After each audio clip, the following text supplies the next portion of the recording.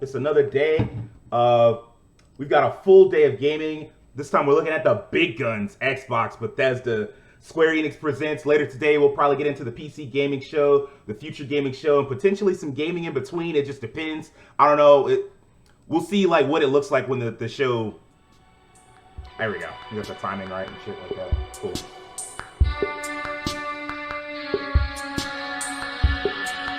Okay. I heard that Starfield leaked. Now, I don't know how true that is, but that's what I heard. I heard that it leaked. So,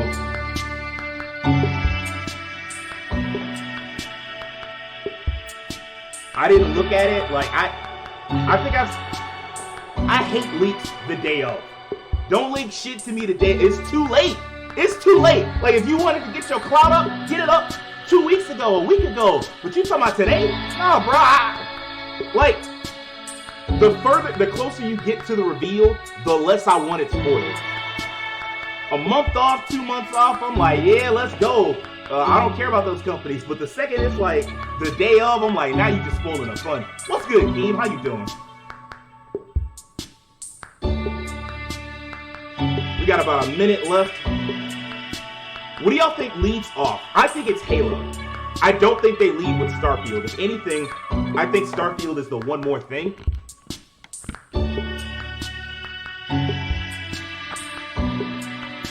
Yeah, right? Like, Halo has to be the thing.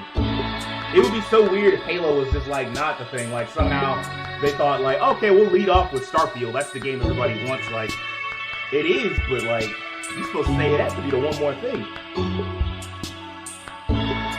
This is also probably the last best hope for any big, like, major developer to show off a game. The PC gaming show and the future gaming show very probably will have some of the games we've seen at, personally, I want Starfield first. I always like to have, like, the thing I'm most interested in last. The thing I'm most, like, because if I get the thing I'm most interested in first, I'm subsequently not as interested in what comes next. So, but that's just me.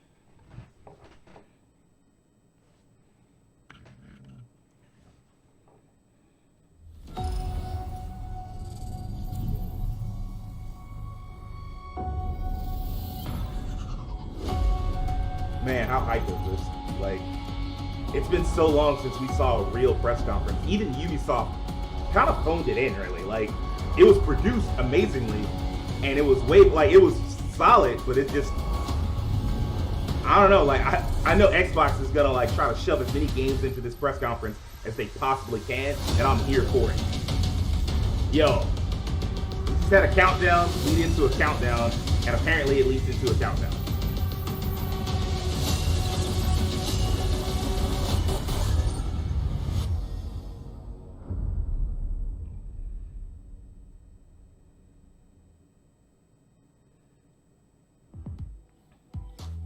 "20 years. That's how long Xbox has been with us. And like you, this is a moment." Todd Howard coming out first? I love seeing the new games, crossing This my is fingers wild. for my What's favorites up, to Will? return, hoping for a few surprises. Most of all, though, I love seeing everyone around the world come together and celebrate. You would expect it to what be Phil games mean Spencer, to but I all guess of they're us. really trying to And I drive think, home. you know, Like, this look, past year, it's they've Xbox meant and even Bethesda more. now. Thank you. Get it for up, being get with over us it. Like, today. this Thank is you for the new support you give reality. us and one another. Xbox is turning 20. And I wouldn't be here if it wasn't for the friendships we've had. Are you going to be the lead host? At Bethesda, we believe video games do one thing better than anything else. They transport us. Through art and technology, there's real magic when you step into a new world and can make it your own. We've traveled the worlds of Elder Scrolls, of Fallout, and now, for the first time in over 25 years, we're creating a new universe with Starfield. Oh, Set they starting hundreds off of with years in Starfield. our future. It's an Unfortunate epic for me, about but hope, I'm our still shared into it. Let's see what it's humanity, talking about. and answering our greatest mystery. It's a game we've dreamt of playing, and it wasn't until now that we have the hardware, the technology, and the team who's hard at work at home to make that dream a reality. We're excited to finally share our first in-game teaser and something to look forward to. My understanding is that we'll also get a release date at the end of this trailer. And like I said, like, it did kind of leak out, so.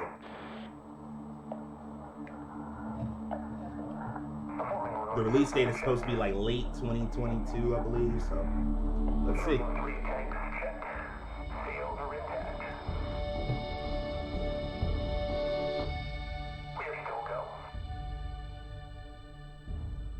What's good, Tim?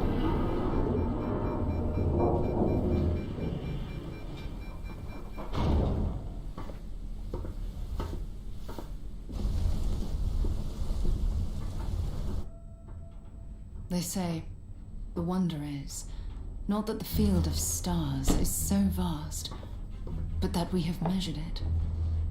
You're part of Constellation now. Part of our family. What you've found, it's the key to unlocking everything. I'm not gonna lie, I'm so happy to finally get a look at this game so we can stop with those really garbage like leaks that were happening. We've come to the beginning of humanity's final journey. Okay, so this is very clearly a very hard sci-fi type of universe. That's why we're here.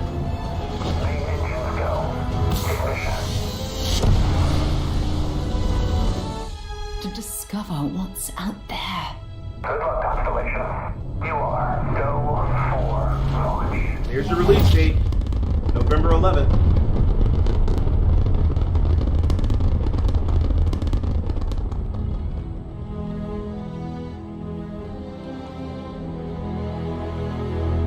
If that's all we get, then that means that that Microsoft made them show this game off, and they didn't want to show it off because that's nothing. Wow. Yeah, they for sure did not want to show this game off.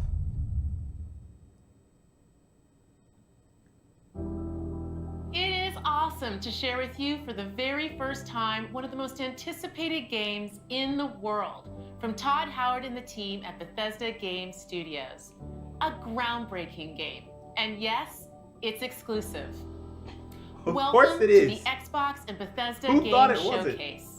I am so excited and proud to be here today, celebrating Glad to have Sarah games. Bond out here, though. Because although it's been an incredibly tough year, I am grateful that games have been such an important source of joy and connection. We are committed unique to forging the stylistic choice next with this, era like, of gaming. They might as well have Conjuring said, fuck worlds Sony. never before possible. Look, I didn't shell out, Unlocking play what was it, across 8 all billion? devices and delivering Hell, the power Marvel of only games cost 4 to billion. everyone. And now, we get to share that quest with Bethesda. I wish I would Not shell out just as $8 billion partners, but just so as one Sony team, could get another united game. to Like, that bring ain't got the nothing very to do with best me. games to more Y'all had 8 people billion, you should have come everywhere. off it. So today, we get to reveal more of what's to come. We have an amazing show, 30 titles, 27 in Xbox Game Pass, and of course, every single console title you'll see today is optimized for Xbox Series X and S. You said 30 offering titles? next-gen performance, speed, and features. We get to work with the best studios on Earth. Next is something truly riveting. The latest entry in the haunting and evocative franchise created by GSC Game World, Stalker 2. Coming first to Xbox Please don't show Series me no consoles and PC. Please do not show me no This teeth will for be 5 a true minutes. next-gen experience, targeting 4K resolution and ray tracing. Let's take a look at what you'll get to play when it launches next year.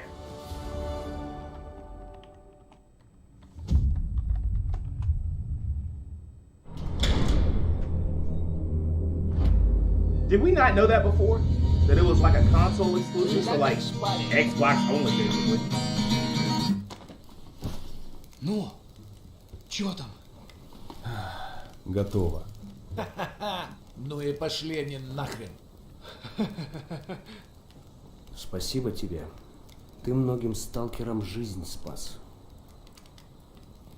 Ну, давай, малюй картину I feel масла. like if you're a Sony fan, how upset can you be? Like a first-person game set in like a dystopian Russian setting. You got Metro, you'll be alright. I know they're not the same, but like, yeah.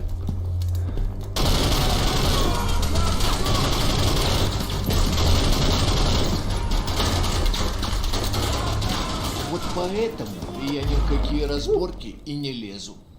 Не хочу пулю поймать. I mean, yeah. Ну не знаю. Между аномалией и маслиной я уже лучше пулю выберу. Oh no. Oh! I knew it wasn't gonna end well for that monster, but my god. Oh, this is Stalker. Yeah. This is Stalker. How's it going, cutest?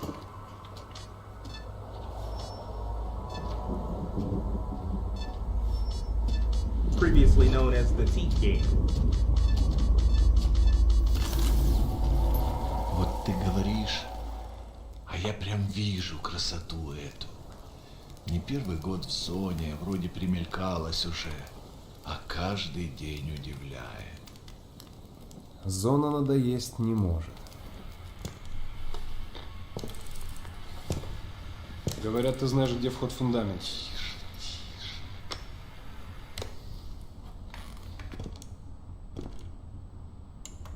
It's all good. We got Metro. Exactly. We got Metro. Y'all will be all right. Like if that's what you're looking for. Узнаешь мотив?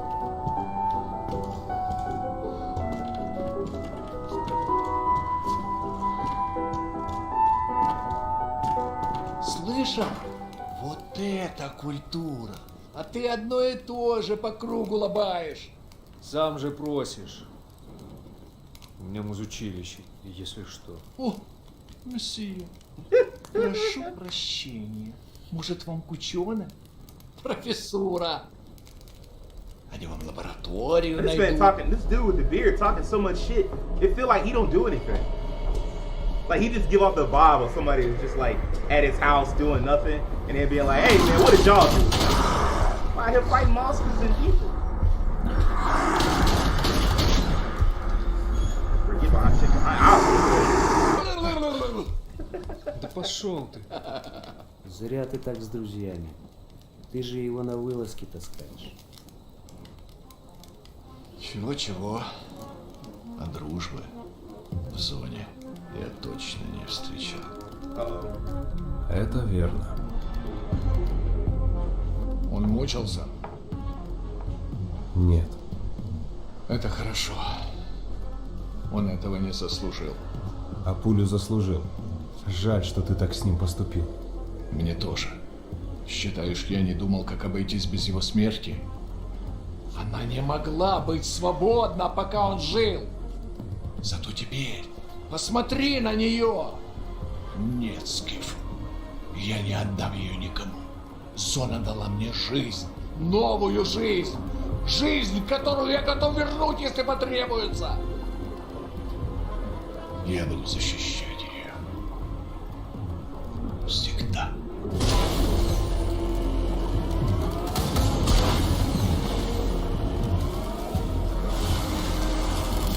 It's clearly a strong man. Wow. That don't give off the vibe of leave that the fuck alone. Похоже, пора. И куда ты теперь? В Припять. Нужно с ним поговорить. Удачной охоты, сталкер.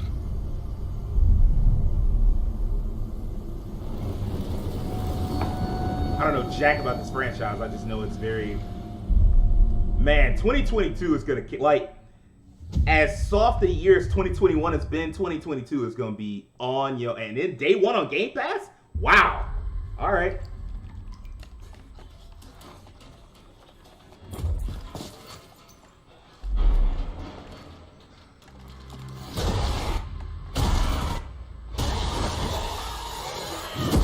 Back for blood.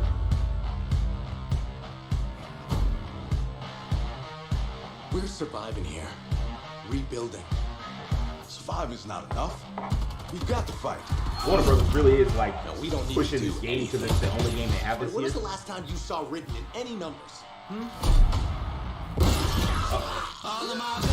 There's your answer.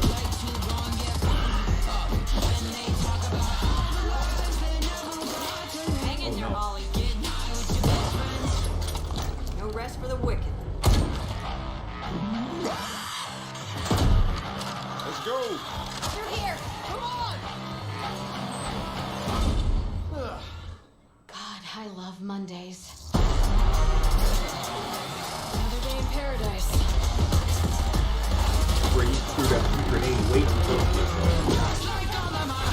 no way you wouldn't have gotten caught in the blast radio.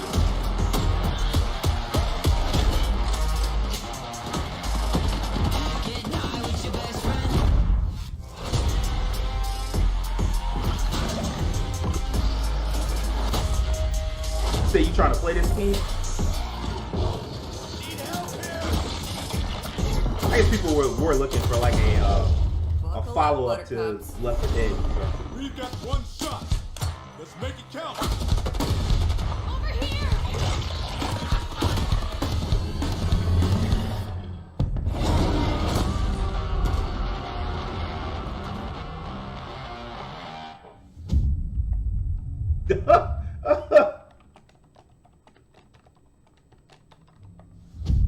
My gosh.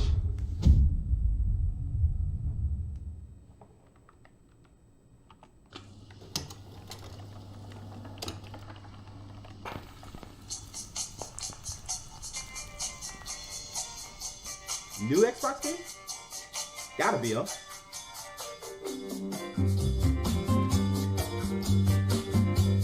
Oh, is this that Project Typhoon thing?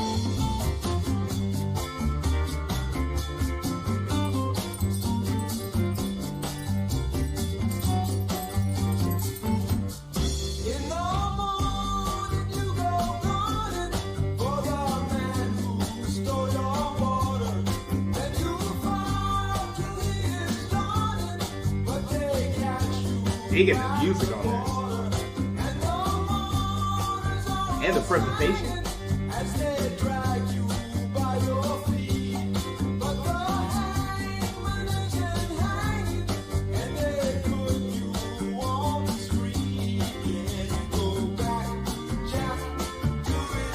Hey.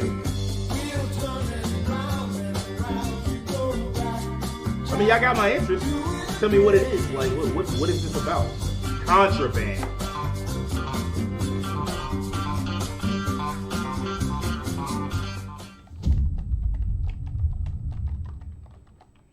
I have no idea what that was, but I mean, like, it looked, the vibe was nice.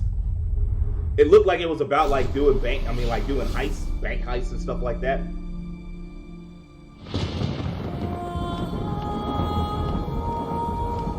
Man, CFD's really, like, found its way, didn't it? Yeah.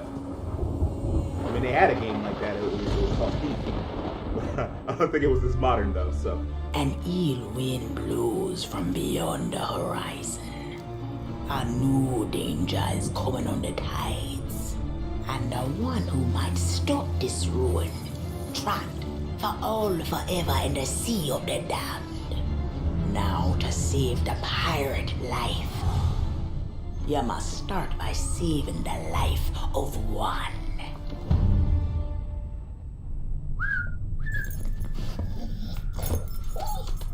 Oh, didn't realize we had company. Captain Jack Sparrow. What? But I suspect you already knew that. Man, these crossovers. I mean, like, it's the most logical crossover ever, but still, what?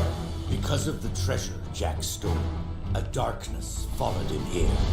And if it's not stopped, this world will sink into shadow. I'm not even a Pirates of the Caribbean fan like that, but that's so cool. Ah, a new body at last. All I can do is show you the way. From what I hear of this so-called Sea of Thieves, it's nothing but thirst crews, bloodthirsty mermaids, a legion of dead, angry pirates. Ah, yes. And now, one Davy Jones. Hello! Well, I believe that now is the perfect time to use these cannons. A world without the eternal abyss. Is a world that refuses to face the truth. Nothing lasts forever. Destroy them!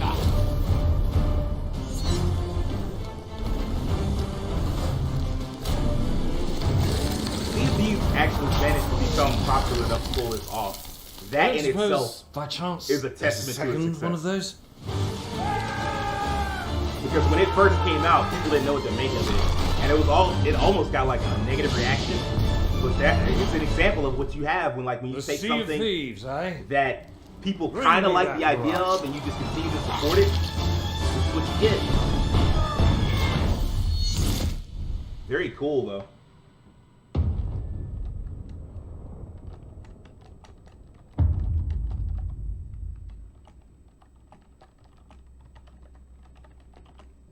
We're about a sixth of the way through those 30 games, and they're killing it so far.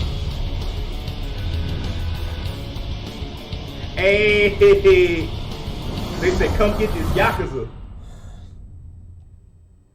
Hey, how's it going? Let's do this! Reputation is everything.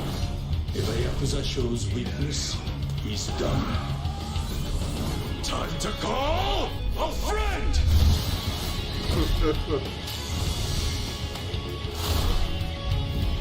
That summon doesn't do any damage, but it's all good.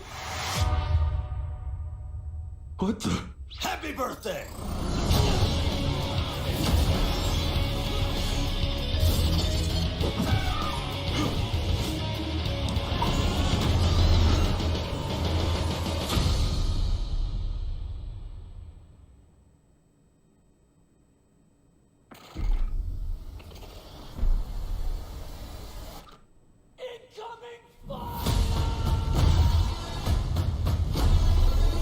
Oh, about to. Yeah, it's about time. The Russian troops are falling back. Do whatever you can to secure the sector.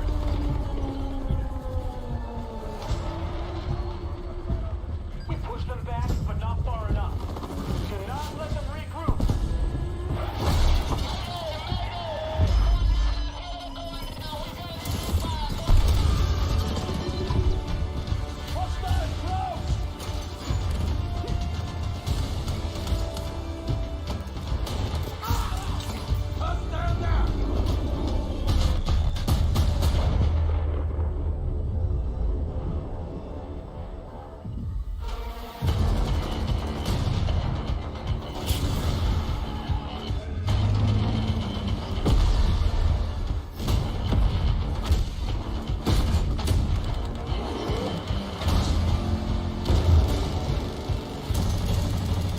Explosions. People getting shot the fuck up.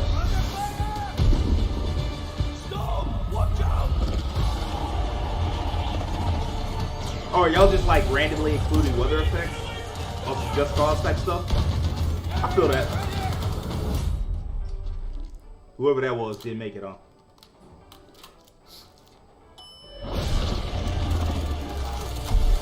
I like how they keep pointing the gun at the tornado, like, you put some bullets in it? Is that gonna fix the problem?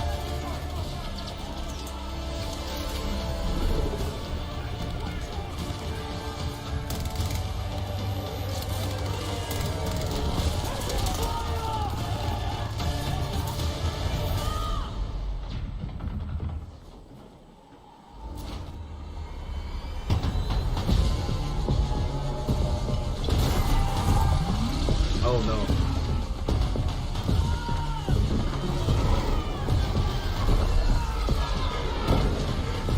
But there's no way you can get this close to a tornado and oh my gosh, it's over with.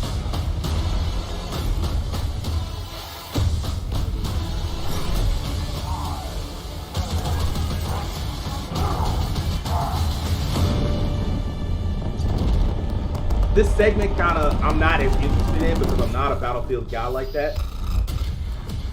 Or like a COD, Battlefield, Medal of Honor, like that whole type of, militarized first person. I'm not a big fan of it. But as long as they don't have somebody come out here and explain all the features coming, we're good. All right, we good. We on pace. They still doing it. So, how was your day? Oh, I have something to share. When is this, my birthday? We're having a baby. Man, they've been showing this game for a while now. For your father's murder 8 years ago. What's going on? Shut up! You know what this is. All this time? I don't know what it is. All I know is you hit Not me. of patience. What? I know I say this a lot, but I love you. I say this a lot too, but back at you. This is a console exclusive? Wow.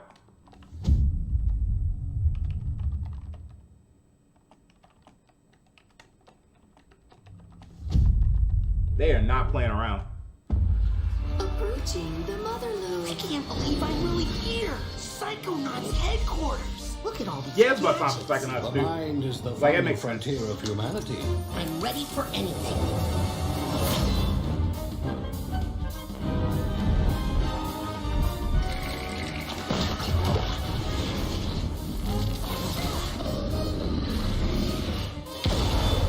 Time for justice!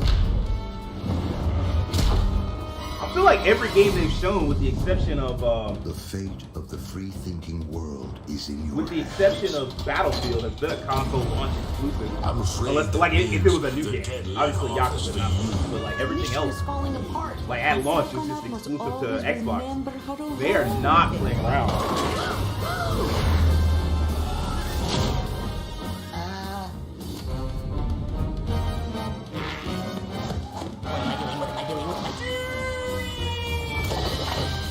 Okay, actually, this is really cute. This is a mission about the fate of the world. Can you do that? Yes, if I can find some bacon. I'm going to ignore that last part.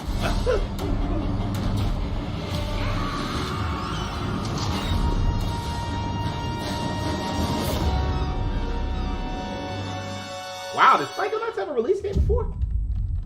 I don't think it did.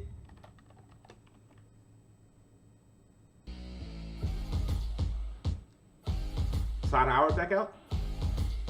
This is usually the moment when I say hello and welcome to the Bethesda E3 showcase. We love that we can share the stage with Xbox this year, and whether you've known Bethesda for 35 years or are just getting to know us, we couldn't be happier to bring you the latest on your favorite games. We started this showcase with my good friend Todd Howard, who gave you a first look at Starfield. Along with Bethesda Game Studios, all of our teams are continuing to work on the projects that have been in development since well before we joined the Xbox family. So rest assured, the games you've been expecting and hoping for are still in the works. And today, we're bringing 10 more titles to Game Pass for a total of 30 Bethesda games. That includes several id Software games, like the award-winning Doom Eternal. If you're looking for another reason to play it, Doom Eternal will be optimized for Xbox Series X and S on June 29th. Powered by id Tech, this next-gen upgrade will be free for everyone who owns Doom Eternal. And on Series X, it will offer improved visuals at 60 FPS with ray tracing, a 4K mode, and an optional performance mode up to 120 FPS. Pretty loud. Or maybe you're in the mood for an RPG, like Skyrim, which marks its 10th anniversary this November. No, nobody's in the mood for We can't Skyrim. celebrate It's it been 10 without years. you. So share your favorite Skyrim memories, stories, artwork, and more on Skyrim10.com. Or explore an ever-changing post-apocalyptic wasteland in Doom Fallout Eternal was 76. awesome. Yeah, Everything I you heard love nothing about but Fallout good things games. about Doom Eternal, Custom other camp than building, like the fact that it was like storylines, incredibly warring hard. factions, unique characters, places to discover. You'll find it all here. In fact, Fallout 76 is now one of the most popular games on Game Pass, thanks to an incredibly welcoming and collaborative community. Here's a look at what's coming next in Fallout 76. Okay, I see y'all. More Fallout information. Brotherhood of Steel are the guardians of human civilization. Fort Atlas is safe. It came at a great cost. The Brotherhood must stand united. The super mutant threat takes priority. Oh. This proves more than anything the need for our justice. You're splitting our forces, Shin. The most important thing is finding everyone that has gone missing and returning them home. So it comes to this. I thought you understood what that insignia meant. And get the Iron Patriot up out of here, bro. It can't nothing positive come from him being here. I set this plan in motion, and I am the only one who can stop it. I remember somebody said Like, I remember this bit of essentially 4chan fan fiction where they were trying to, like, tie all of Bethesda Software's biggest IPs together. Well, it may seem that we are fragile. And one of them was supposed to be, like, Fallout was supposed to be stronger than ever. the past. Starfield was supposed to be the present, and then, like, Elder Scrolls somehow, that can never be like, it was just looped around to being fantasy. And you look at this, and this is like, nah, man, there's no way they'd ever survive, like, to get to, like, something like Starfield. What the hell was that? Expedition Squad Delta, report, over. Squad Delta, what's going on out there? Uh-oh. That's a weird theory. I mean, like, it wasn't even a theory. They were trying to say that that was what Bethesda wanted to be, and I was like, or that they were trying to say that it was like a leak, and I'm like, this is nonsense. Elder Scrolls the best timeline. And it'd be nice if they made another one. Bro, get out that ship and get going. It's over with.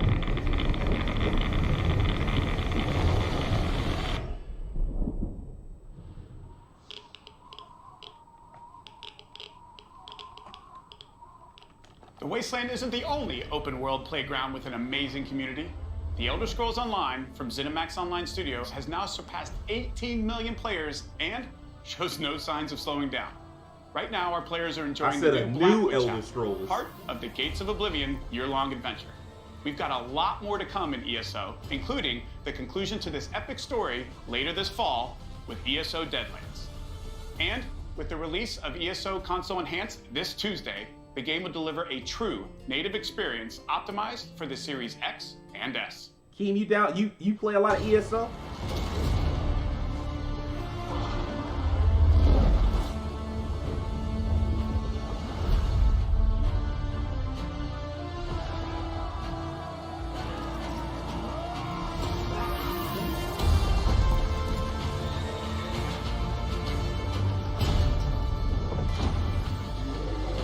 Wow, you played ESO today. Okay, well, I mean, like he said, it's still pretty popular.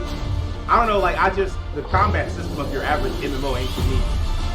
That last image, if you were fucked, was the gameplay, like was games, like imagine just staring at this gigantic monster with huge sharp ass teeth, and he's just holding you in his hands, looking at you like you next. Like, all right, well, I mean, I shouldn't have got up this morning.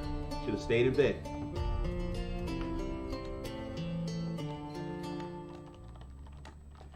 They really are driving home that Xbox and Bethesda, like Xbox is the new home of Bethesda. It's a new world with new rules. Now nothing is off the table. Winning this battle will take a new breed of fighter. Wait.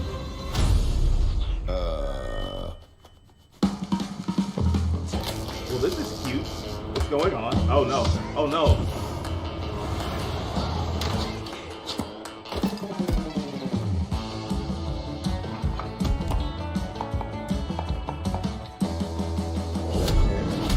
Dratra, lucky it was they live in a different dimension. Yeah, seriously.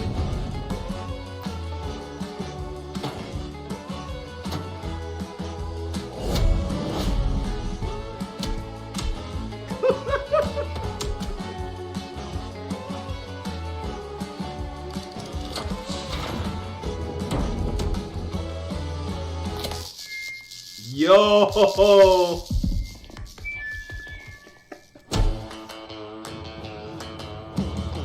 Oh no! This feel like Itchy and Scratchy. They're just killing each other in increasingly violent ways. I like how this started out so cute, and now it's just like, wow, y'all just a bunch of dicks. Party animals.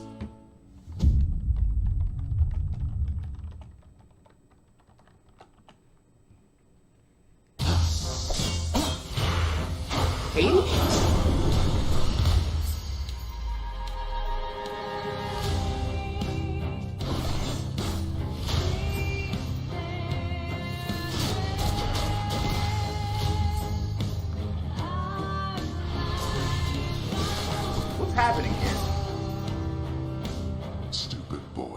hope you nobody gets out of here. Try and stop me. I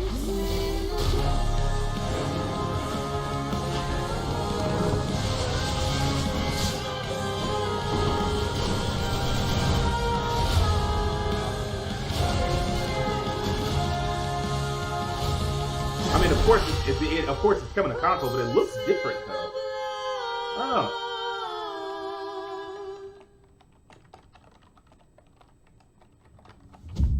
Just looked a little different than normal. I guess I just was thrown off a little bit. Having said that though, like, man, this is how you do pacing. That's one thing I've always loved about Microsoft conferences. They pace themselves so well. It's just game after game after game. You're barely getting time to breathe. I love it. That's how you're supposed to do it.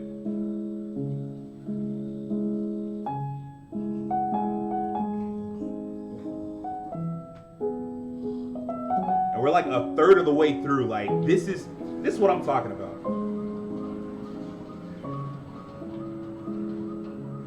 And maybe you're not interested in every game they have.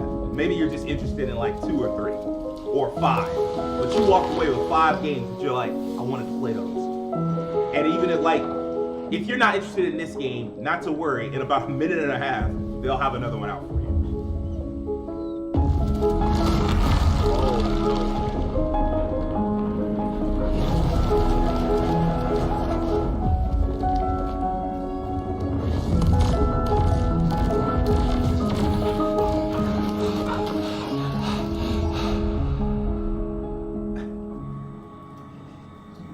I'd rather be the dude with the gun. At least I'm fighting back. All this running ain't smooth.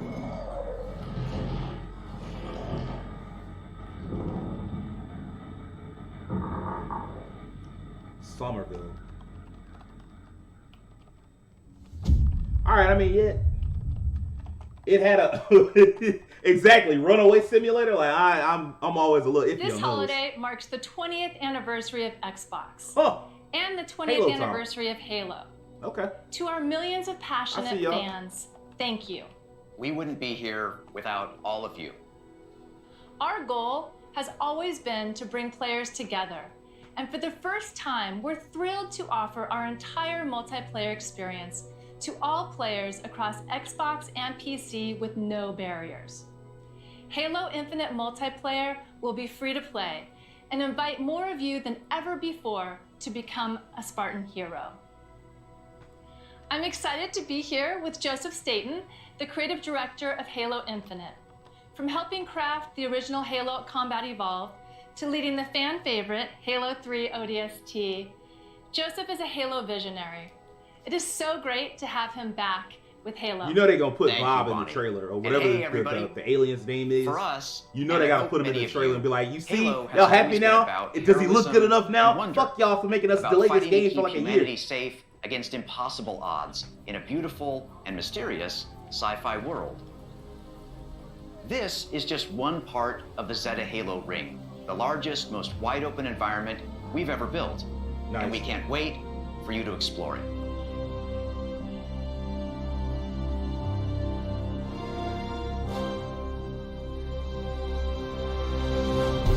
You talking about the crossplay key?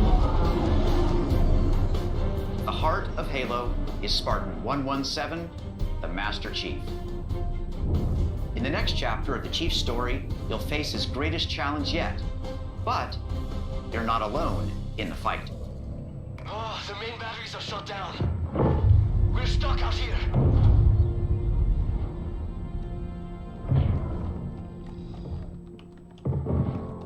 That's them telling you they really want you to fuck with Halo.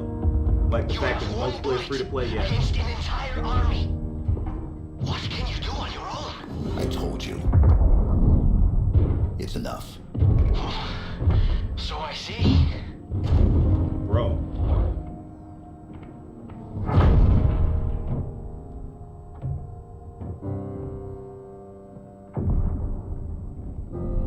I need you to understand. There's not much time.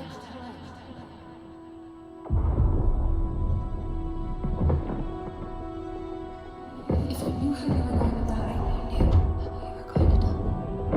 How would you live your life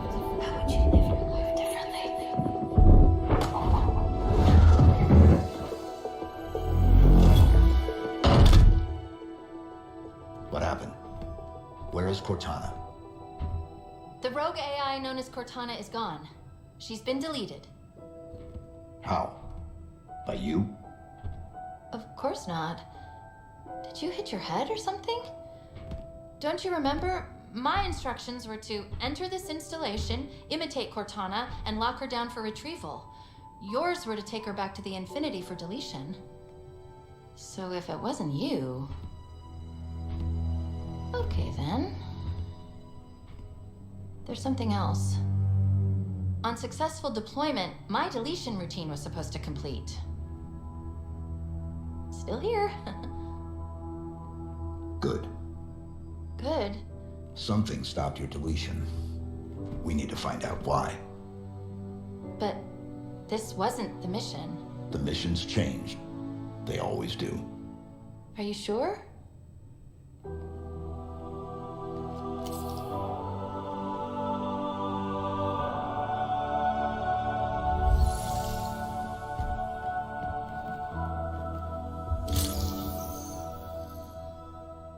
Of course, you can't have a Halo game without multiplayer.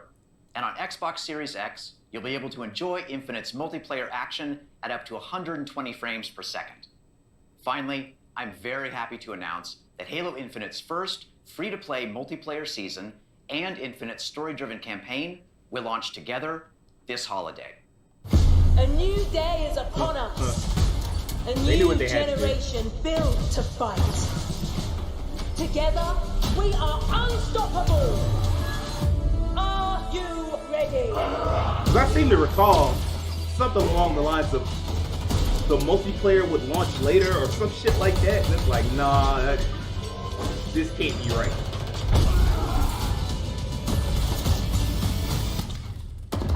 No scope.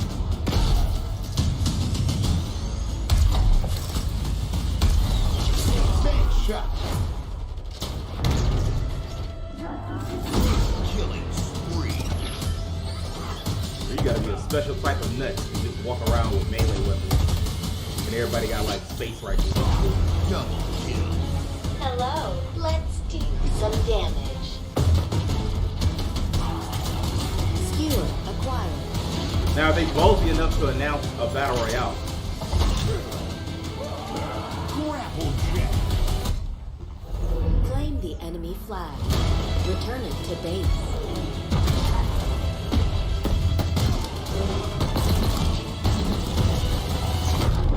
Ordnance drop inbound.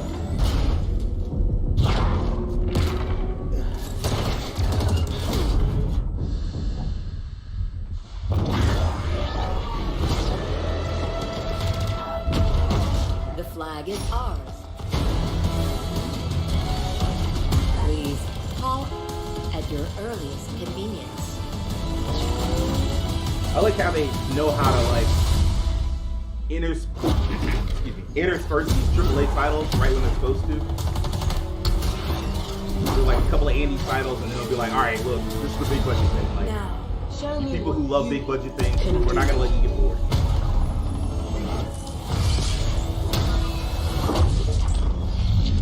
Oh man, that armor was cold.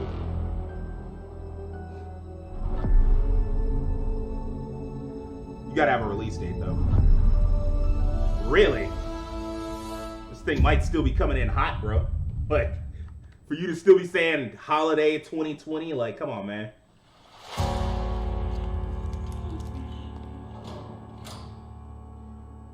Evil has survived.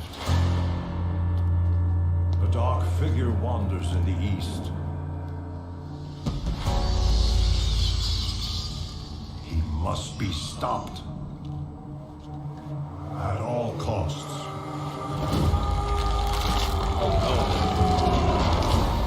Brad man took a huge L.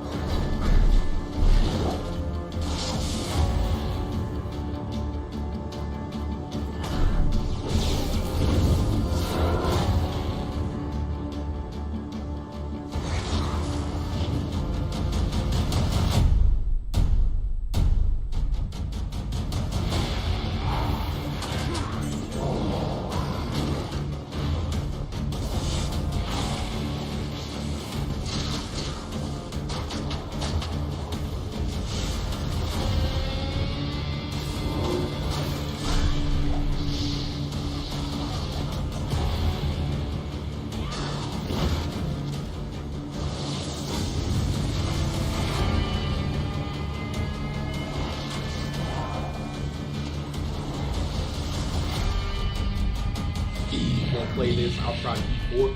I mean, like, these were never for me. I know people used to love them back in the day. Like, I feel like the cultural relevance of Diablo it peaked with V2, and it took too long to get V3 out, and then when they got it out, it didn't hit like it was supposed to hit. It will be your greatest moment.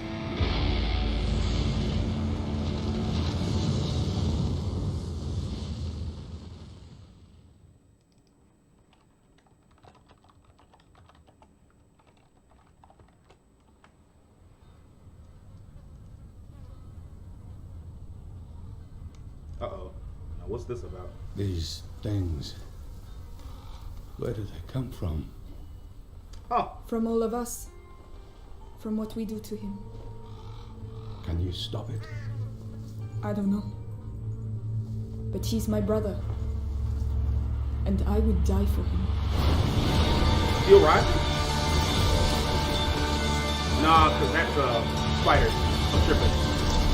Solo?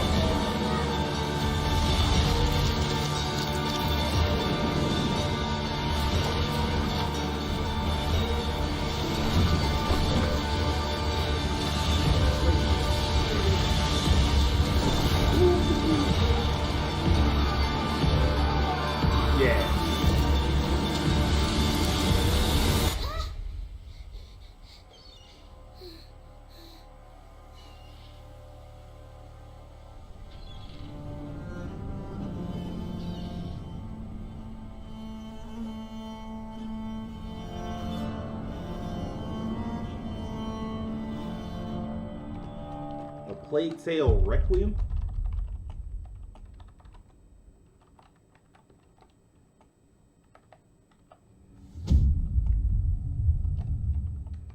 Man, they are not playing with these day one Game Pass. They're like, look, get Game Pass. Quit playing with us. Quit playing on our name.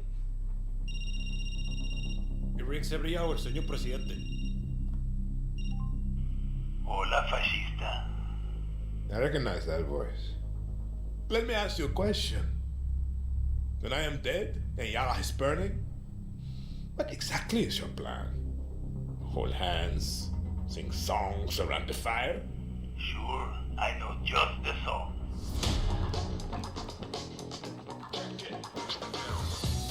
Time you learn about resolver, Danny. To take down Castillo, a guerrilla needs the right tool for the right job. Keep talking. As a stealth operation, I got you covered.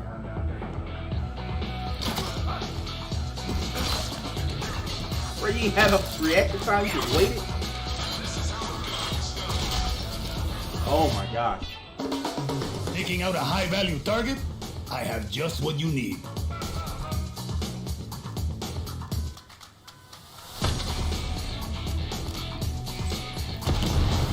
You wanna blow shit up?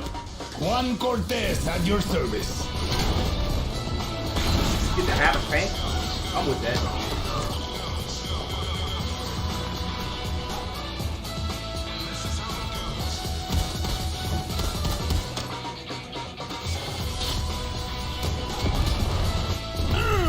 Everyone in Yara saw that shit.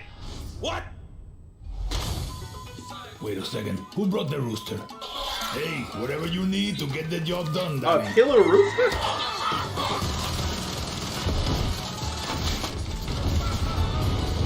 I think next time I see you, I want to play with that crazy backpack here. I think with Far Cry they use like the middle game to like experiment, and then what works they'll keep, and then what doesn't work they'll ditch. So like the RPG mechanics they get, obviously. I like how you resolver, Juan. So do I.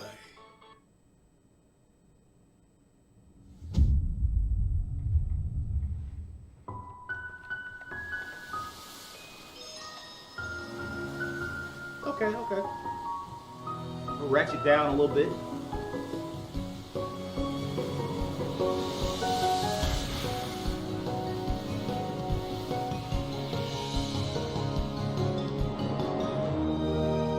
You underwater?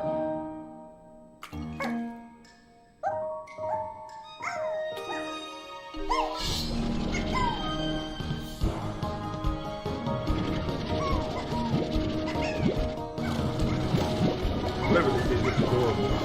Are you killing these little things though? Cause that, I don't know about that. Oh, you're like Cajun. I don't know if that's a good idea either, but whatever.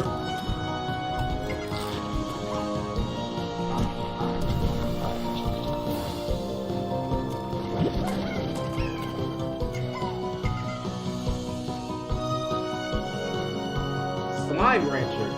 I think I remember seeing somebody talk about that.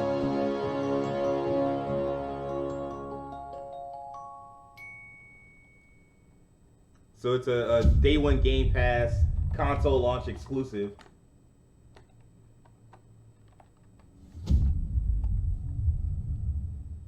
Boom punch. Yeah, that was really cute. Welcome back to Shred-Ageddon. Here's a new trick. Let's go. I feel like this entire conference is devoted to telling people like, look, stop asking us what can you get on Xbox. Like a lot of times they'll have multiplayer games that you can get on like Xbox, PlayStation, whatever. And this time, Far Cry and Battlefield are the only things that I can think of that were like Xbox, like you could get it anywhere. Everything else was like, nah bro, you can't get this anywhere.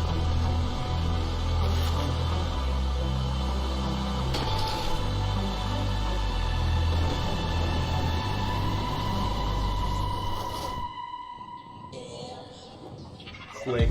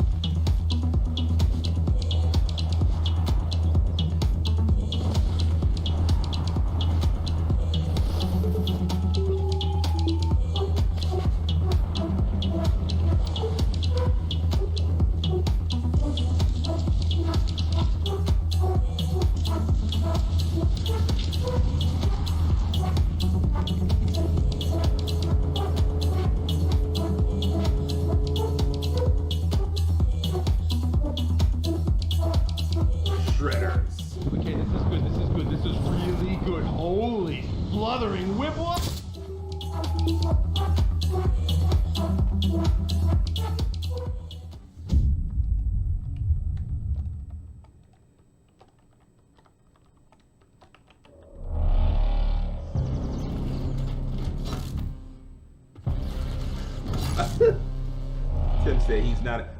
I'm not impressed. I don't know. I thought the skateboarding game, the snowboarding game was pretty cool.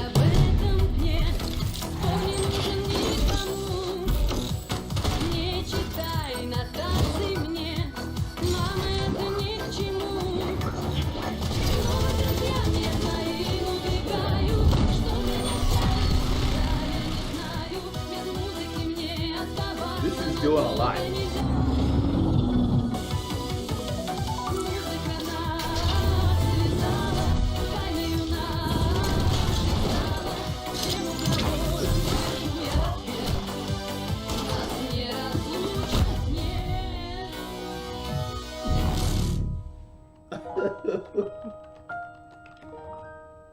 It hadn't been in development. I mean, like, every game is in development forever, but, like, the problem is that you knew about it too soon. That was the problem.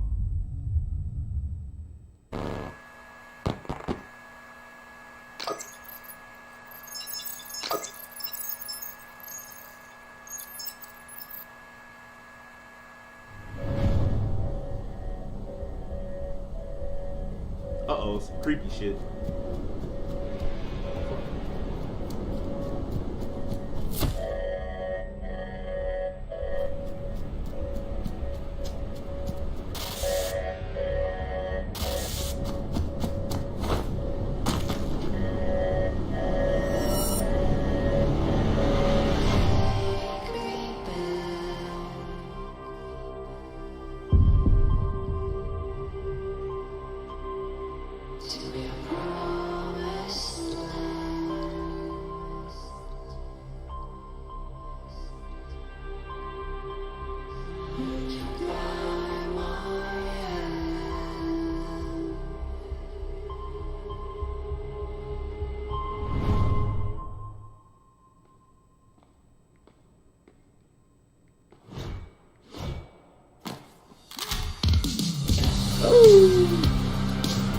Alright, this is looking epic.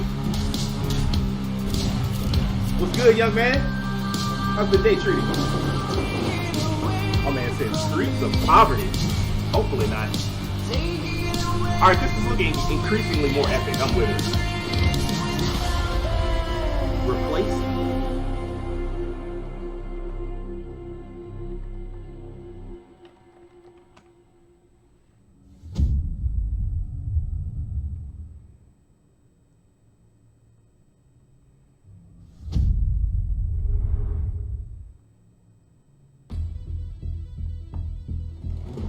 In the first year of Grounded, millions of players kept busy with crafting. Are y'all done with Grounded? Like, have y'all... Is there more to it or what? The pond, ziplining, flying things. Now, to celebrate, we present the Shroom and Doom update. It gives the people what they've been asking for. Like sitting. No, seriously, a lot of people want to sit. Hats for when you get sick of your... I like how they had the fruit. But man, who asked for sitting? All of y'all asked for sitting. Stop asking us that. But not those kinds. We've also got something that literally no one was asking for. The Brood Mother. She's so terrifying.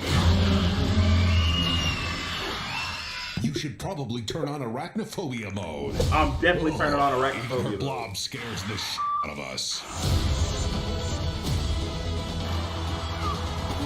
Go that big. shit looks fucking terrifying. I'm straight. Or never go home.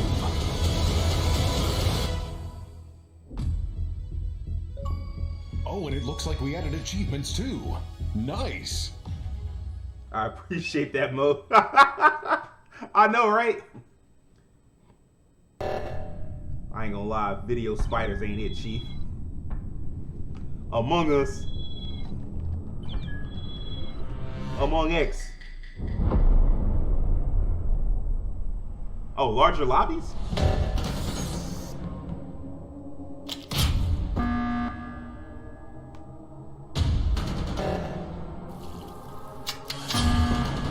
Bloodborne and Battle Chaser spiders were creepy. Man, that was... I looked at one of those Battle Chaser spiders. Thank God I don't have that up anymore. But like, it freaked me out so bad I jumped out of my chair. Like, just looking, I was like, oh, I just couldn't. I'm sorry. Like, them things made me itch, bro.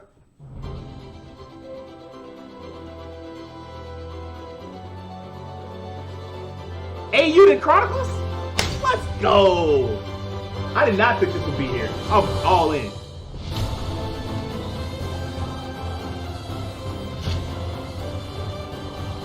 Hey, about time. Let me get some gameplay. I know this game got delayed recently. That's why I thought it wasn't going to be here. Yes, this is the Square-Enix successor. Yeah.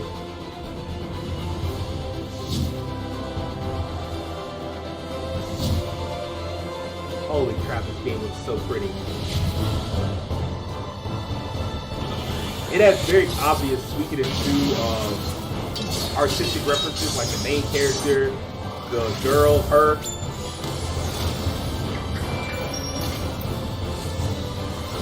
Yeah, she ran in there. I'm like, what's with the Sonic? But I mean, whatever. 2023, I'd imagine. Or not even a release date.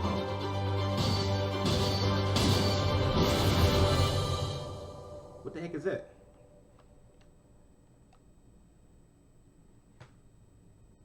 Alright.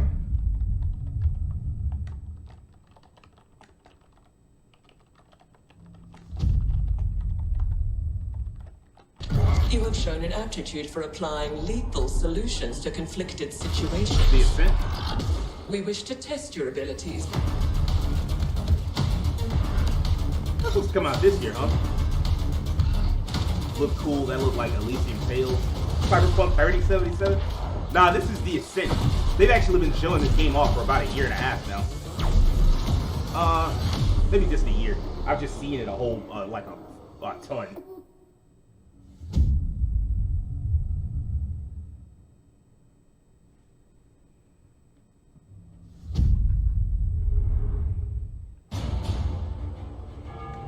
History is all around us. Holy crap, what?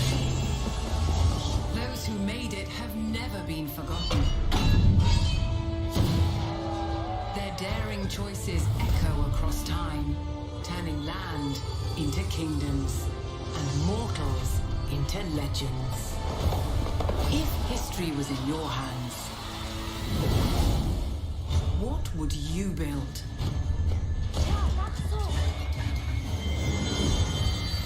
This reminds me, at some point I gotta play Cyberpunk Credible Edition. And more like Cyberpunk Isometric, and probably not a disappointment, I would imagine. What will you be remembered for? There was a 4X game I wanted to play. I'm pretty sure I was fucking terrible at it, but I wanted to give it a shot. It was like one set in space, age or something. I forget the name of it. Remake history game 65. Hey man, people love this game. Like I know Civ 6 was one of the games that was like most people was most excited for. And this is age, yeah.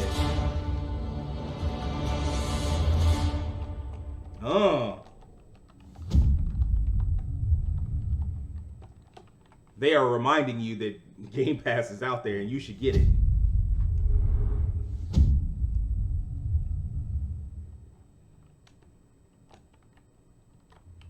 We begin by hearing an old, wise-sounding voice. And we see a quiet, peaceful setting. Everwild? This will make our game seem big and important. Now, something must break the serenity. Will this creature be in the game? No. Say goodbye to it forever. Suddenly, and for no reason, people running. I missed that game. I closed These this. pointless I went to grab a drink. slow-motion shots. It was a Plague Tale 2. Everything seemed cool. Or a Plague Tale Requiem. Pre-sale numbers. That wah sound can mean only one thing. We must gaze over an epic shot of a world, and there should be lens flares. Now we see our hero. Are y'all tired of this yet? Not only their silhouette, because the developers haven't finished the design. Not the conference, but like or finished any this poking fun type thing. Ready to show. In fact, like poking like this overly self-aware style. Are y'all tired of that yet? Is the title.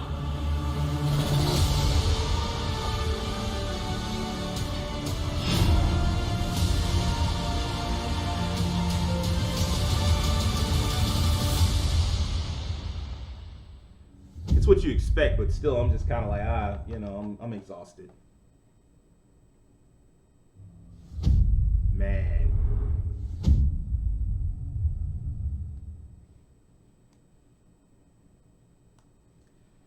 They said something like 30 titles. We're at 28 or 29. Game that's better than Fallout Dub Edition. You right. That is exactly what this is. Flight Simulator? This looks like Flight Simulator.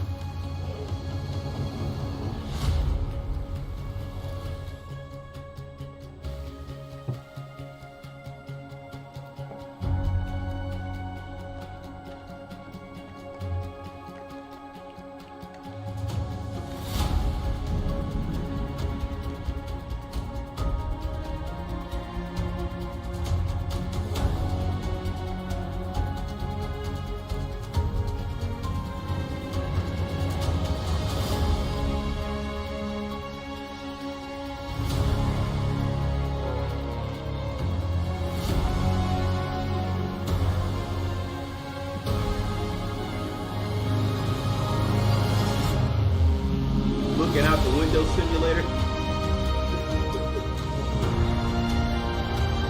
I mean, anytime you do a vehicle-based game, the graphics are always gorgeous. Like the Crew, Forza, like all those games, they always so pretty. Anything where you're just like, there are no people to render. We just rendering vehicles and landscapes. Like, all right, it's gonna be a looker. I thought this already came out. Okay. Wow, that's not too far from now at all. Goat Simulator looked like a chewed up bologna sandwich. What was Goat Simulator? That's what I want to know. Hey! A plane I'd actually want to pilot. There we go.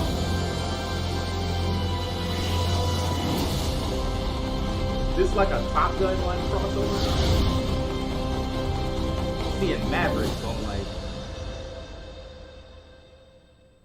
Yup, Top Gun Maverick. Okay. Wow. It just dawned on me that that movie never came out because of the pandemic. Holy crap.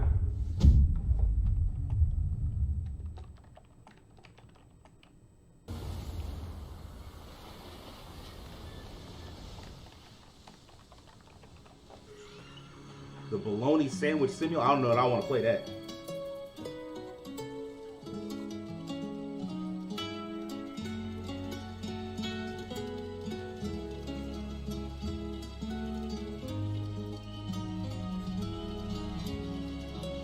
Oh, yeah, okay, this is...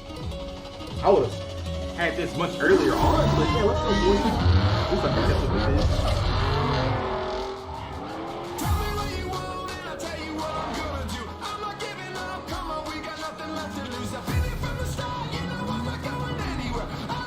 I'm slipping, Devin, because I think it is the fifth Forza.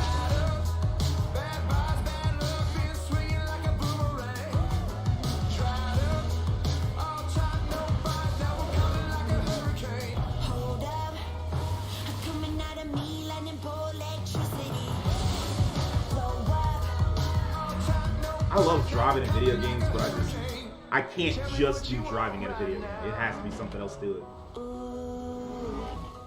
Let everybody talk right now. Tell me what you want right now. You could get it. Hey man, something gotta take the place of Need for Speed, huh? I know the last couple Need for Speeds been kinda like, I know fans have not been into them.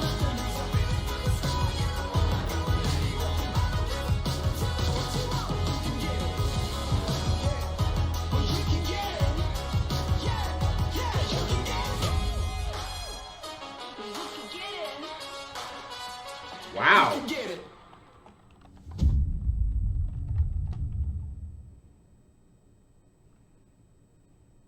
Hello, I'm Mike Brown, Creative Director at Playground Games, and I can't wait to show you what we've been working on. Horizon is known for fun, freedom, and beauty. This year, the Horizon Festival arrives in beautiful, diverse Mexico. This is the largest and most diverse open world ever in a Forza Horizon game. For a long time, they were And there saying is like it no was gonna be better set in car to Japan. explore it than the stunning And then out of AMG nowhere, some Project people were One like, nah, it's Forza gonna be set in Edition. Mexico. And Rendered in unparalleled detail and with ray tracing in Forza Vista, thanks to the power of the Xbox Series consoles. I've invited along some of the team to help give you a taste of some of the amazing content that's waiting for you in Forza Horizon 5. Please welcome Bill, Maddie, Sierra, and Don from the Forza team. Hey, Mike. Hey guys, what's up? Hey, everyone. Hey, what's up, Mike? And we also have Abraham with us as well. He's one of the talented actors who will be appearing in the game. Bienvenidos a Mexico. I can't wait to show you what we've been working on. We begin in the rainforest on Voice an acting. expedition. For what? This is a new campaign These games, mode they got in which you stories. set out on an adventurous journey across Mexico to explore new locations and discover places for the festival to expand. I'm on the river now. We're getting close. Riders Republic did look There amazing, you are. by the way. How's the expedition going? I'm racing a car through the Mexican jungle, Rami. Doesn't get much better than this. That's still one of the I can top see some ruins up 2 or ahead. 3 games I've been most Bienvenida excited for. Alps, man. Look out for the flamingos. This city is still a jewel of Mayan architecture. That's a peek at our adventurous campaign. But Forza Horizon has always been a game that's best enjoyed with others. Let's go and see what some of our other players are up to. Is the campaign new? The Xbox Series consoles allow us to capture every last detail. They ain't never hyped up no the campaign individual before. needles on these Choya cactus.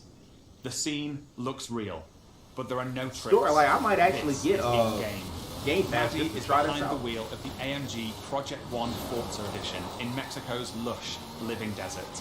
The perfect place to meet up with friends and head out for a drive.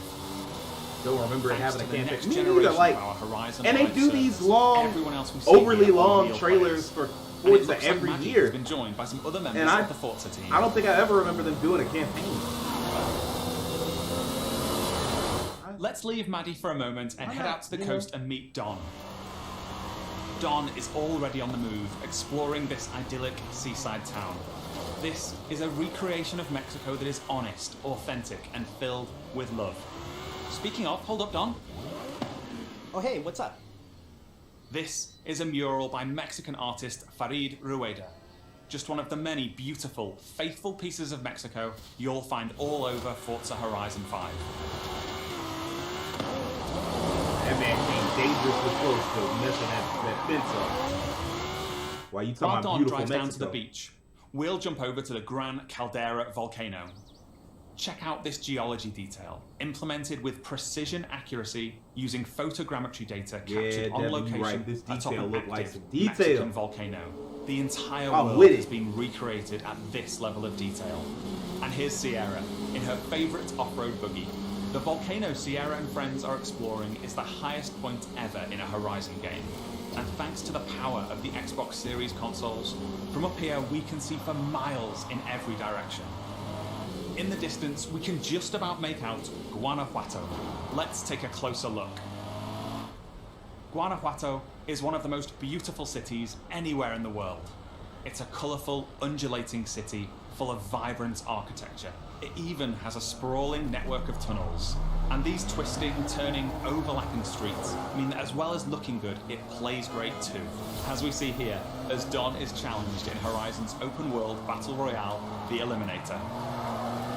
While Don tries to win that race, the rest of our players are still out exploring this diverse open world. Drop Club was head solid, north but to it the was canyon. apparently so... The Horizon series It didn't is do known for enough, its so they wound up uplifting like beauty. canceling that. I And mean, using our unique shuttering that whole HDR studio. camera rig, we captured 24-hour shoots of real Mexican skies at 12K resolution. And thanks to the Xbox Series consoles, these photorealistic skies They got a result in 12K? lifelike lighting that dynamically changes every frame, making you feel like you're really there. Here's Maddie again. She's joined by Abraham and some other members of the team. Our players are using Forza Link, the new AI assistant that intelligently tracks the status of you and the people you meet online, and then helps you link up and play together. We'll now head deep into the rainforest and rejoin Bill and the rest of our players. Here we see our new volumetric lighting system filling the scene with God rays as the sunlight dapples through the dense rainforest. A Horizon arcade minigame is about to start. Forza Link knows that Bill loves minigames, so it intelligently prompts Sierra to invite Bill. Bill accepts, and they're seamlessly linked together with their GPS route set. With that Horizon arcade minigame starting soon, all of our players are coming together. This minigame is called Piñata Pop, signaled by the Horizon cargo plane dropping a payload of piñatas. It ain't Japan. Ooh, over this way. Gotta catch up to you guys. It is fucking Our players gorgeous. now have to work together to find and pop as many as they can. Okay, go up here to the left. There's loads along the main road. Here I go. I'll take a look through the bushes here. There's some between the houses. Oh, there's a couple more over You here. messed your car all the way up doing all While of the this. team grab those last few piñatas, we're going over to the stadium because I have one more thing to show you. This is Event Lab, the incredible new toolset that allows you to create your own races, game modes, This is and damn near gameplay Rocket League now. experiences. You customize everything, right down to the fundamental rules of the game.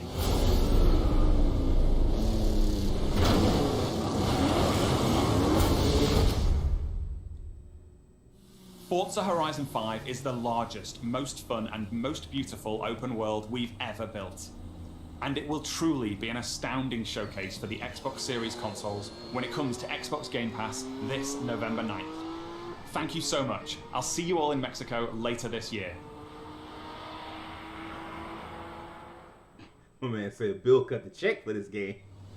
Yeah, they was bringing Bill up a lot. Team Xbox is on a mission to bring the joy and community of gaming to everyone on the planet. You're gonna be the driving standard. That's why you, the gamer, are at the center of everything we do.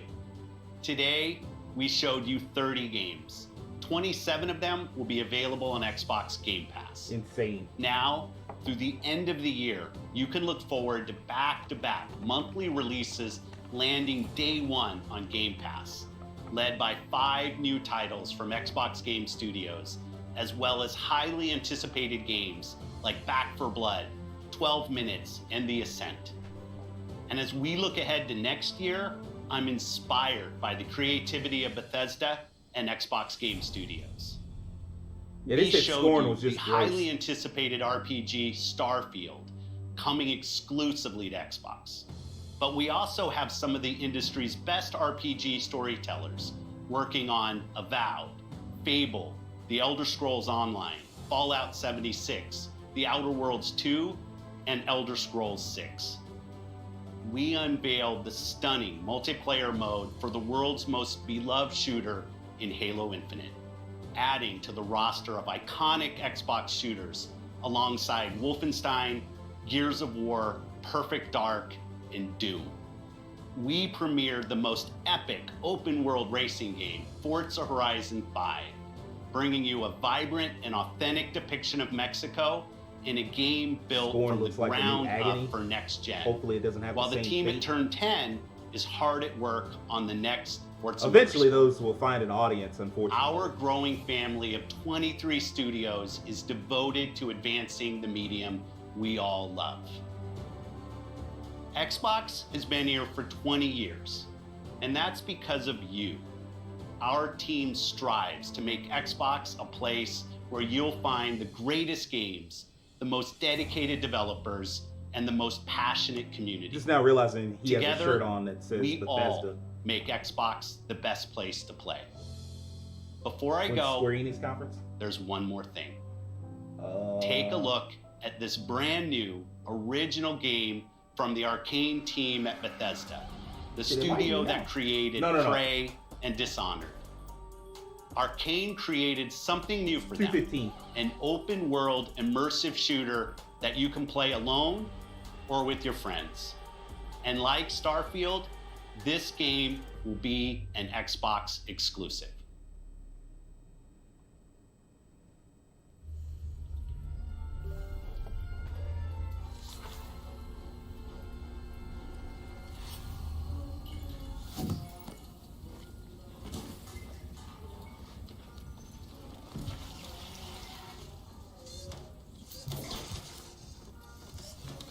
Pobre bribón. I'm gonna have to take you apart again. Hey, Dev, anything interesting? Yes, this too. Handful, 25 centimeters. Dramatically elongated. Come on, make yourself useful.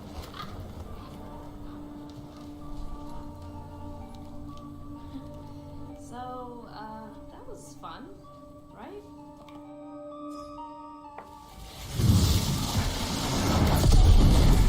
That's your cue, mate. Sleep tight. You know what this reminds me of? My time in the Himalayas. Letty's later then. You think they can't kill you anytime they want? Hey, asshole!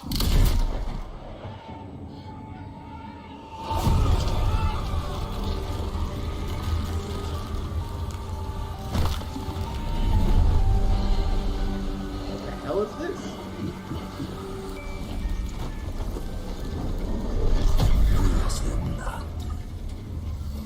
How do we always get into this shit? Yeah, she was looking gorgeous, man. That design was great. Massachusetts. Behind me, we are witnessing clear signs of cult activity as the locals engage. Hey!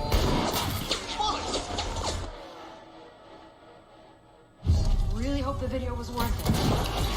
Everybody, fall back! People need to know what happened. Layla, you with me? Get me on the roof now. Thank you, Layla. You're the best. Oh, Jacob, don't even mention it. Robin! Now or never!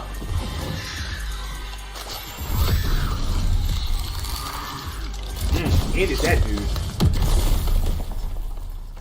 Where's the other one? Where'd it go? Nuts. Give me a taste. Let bag. Bloody hell. Taste this, cabrona!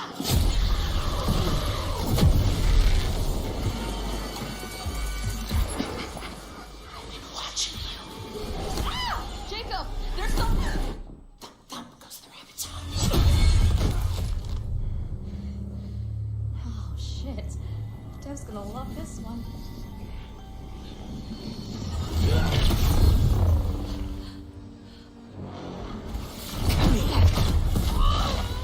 You better have a plan, Jacob.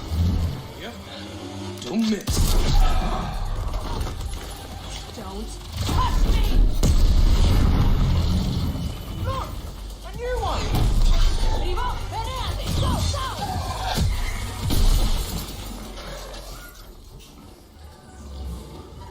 Man, these vampires showed up talking a lot of stuff and got washed. You can't break the blood trance. It's only just begun.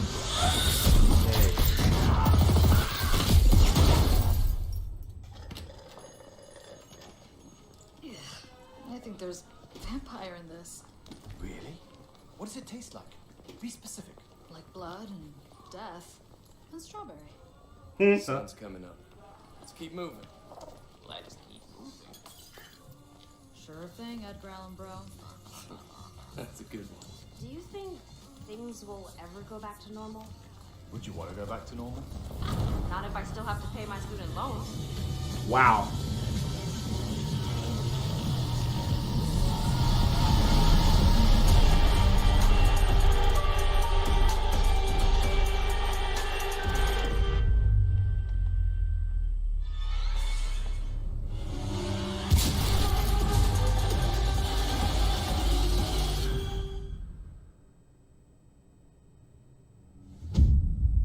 I love that. The final image, Xbox exclusive. I love it. I love it. Like. Okay, so let's get into it. First off, A+. Well, A. For it to be an A+, it would have to have like just a couple more games that it were like, Sage, this is for you. Like the A+ is reserved. Anybody that does these like ratings, you should always reserve the A+ for like, you had a lot of games specifically for me. But this is a solid A. Like, they never let you have a chance to breathe. And the mission statement for Xbox has never been more clear than at this conference. Like, we're about Game Pass. They don't care whether you have Game Pass on PC or Game Pass on Xbox. It doesn't matter. They're about Game Pass. And in this conference, they showed you 31 games. And of those 30, B, because no Elder Scrolls 6, well, you finna give them a B every year for the next 6 years. I'm gonna let you know that right now, Tim. Anyway, because that game, like Starfield, isn't coming out until 2022, and then they won't start work on Elder Scrolls. Aiden Chronicles was here. Let me be sure about myself. Yeah, because it was just Aiden Chronicles. Contraband looked fun though. Okay. What I was saying, they had 31 games in all. Like, they showed you 31 titles, and of those 31 titles, 28 of them were Game Pass. Day one at that, I believe. Super impressive. Like, that's that's what everybody wanted. That wanted a reason to get Xbox. This was the conference for you. If you didn't find something in here that didn't make you want to get Xbox Game Pass on either PC or Xbox, you're never gonna find it. They had Starfield, like they kicked things off like with all the smoke. With Starfield, like they came in there with Starfield. It was a very short teaser, and you can tell very much like Bethesda didn't want to show that game off. It felt like that, at least to me. To me, it felt like they was like, look, man, we're showing this because this is what Microsoft wants, but if they had their druthers, they would have showed that off next year in like June of 2011, or I mean June of 2022, and it could be like a very short reveal to release. That's the kind of cycle that they're into. That's what they did with Fallout 4. That's what they did with Fallout 76. That's what they like to do. So it makes it so the fact that they showed it off pretty much a year early, like a year and a half early. A refrigerator. I'm not mad at y'all for that. Like, lean into it. That's what's up. But yeah, the fact they showed that off like 18 months early, that tells me that Microsoft was like, yo, we gotta show everybody what we got you for. And this is it. There wasn't any gameplay that I saw. Like, they were like, this is a sneak peek of gameplay. It looked like in-engine more than gameplay. Stalker 2, that's a game that has like it's a distinguished brand in the gaming universe. And it did look gorgeous. It was a much better look at the game than it was. I think they showed it off at the start of the year at the Microsoft, whatever it was, the indie conference that they were trying to do. They showed that off then, and it was just like teeth or whatever. And this time it was like an actual look at the gameplay. Very solid. Back 4 Blood, I mean, like, everybody, that's in everybody's face. The fact that it's, I believe, a day one Game Pass game, like, that's very smart. It incentivizes you to try it out if you're not sure about it. Multiplayer games like that, it's always best to have like a reason to try it out for a little bit. And then if you love it, you're going to wind up buying it anyway. Contraband, we don't know too much about it. I did do some Googling. Contraband is a co-op experience built on the next generation of the Apex engine, the technology behind the Just Cause series. It's set in it's a co-op smuggler's paradise set in the fictional world of 1970s Bayonne. And other than that, they don't really talk too much about it. They're not really giving you a glimpse of what it's like, if it's first person, if it's third person, like what you're going to be getting into. Like, they didn't really talk too much about that. It does look like it could be fun. Just Cause desperately, Avalanche Studios desperately needed another game. Like, Just Cause was doing all right, but it just never felt like it made the waves that you would want it to make. So, Sea of Thieves, the Jack Sparrow thing was nuts. Like, what? That shows you just how powerful the Sea of Thieves brand has gotten. And the fact that, like, Disney was like, yeah, we'll let you have that. Like, really? You sure? I'm positive that Sea of Thieves will continue on its upward trend just because of the mix between Game Pass and this. That's just going to make it more popular. The Yakuza franchise coming to Xbox Game Pass, like, if you haven't played Yakuza, now's your time to jump in. I don't blame them for that. 12 minutes being a console exclusive, that was solid.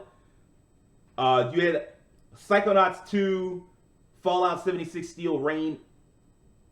Fallout 76 has really started to recover. Thanks in no small part to Xbox Game Pass, which they brought up during the conference. So, I mean, like, I'm not mad at them for, like, showing that off. Like, they not only showed off the upcoming expansion, Steel Rain, on July 7th, but they also showed up, like, the next something bigger coming in. I think they called it The Pit, like, Welcome to the Pit. You're, like, basically you're going to Pittsburgh. I believe that was, like, leaked out earlier, but I'm not sure. Either way, it lets you know. And this is something that Avengers is going to have to do in like about 45 minutes when they do the Square-Enix press conference. Avengers is going to have to prove, like, hey, we have a roadmap. Like, the roadmap for an ongoing game is crucial. Like, people need a reason to believe and to keep investing in your product. And Fallout 76, regardless of how poorly it did early on, regardless of how poorly it reviewed, they did just that. Like, they've been supporting that game now for, I think, 3 years. And it looks like they're supporting it well into 2022. So, I mean, go off, guys.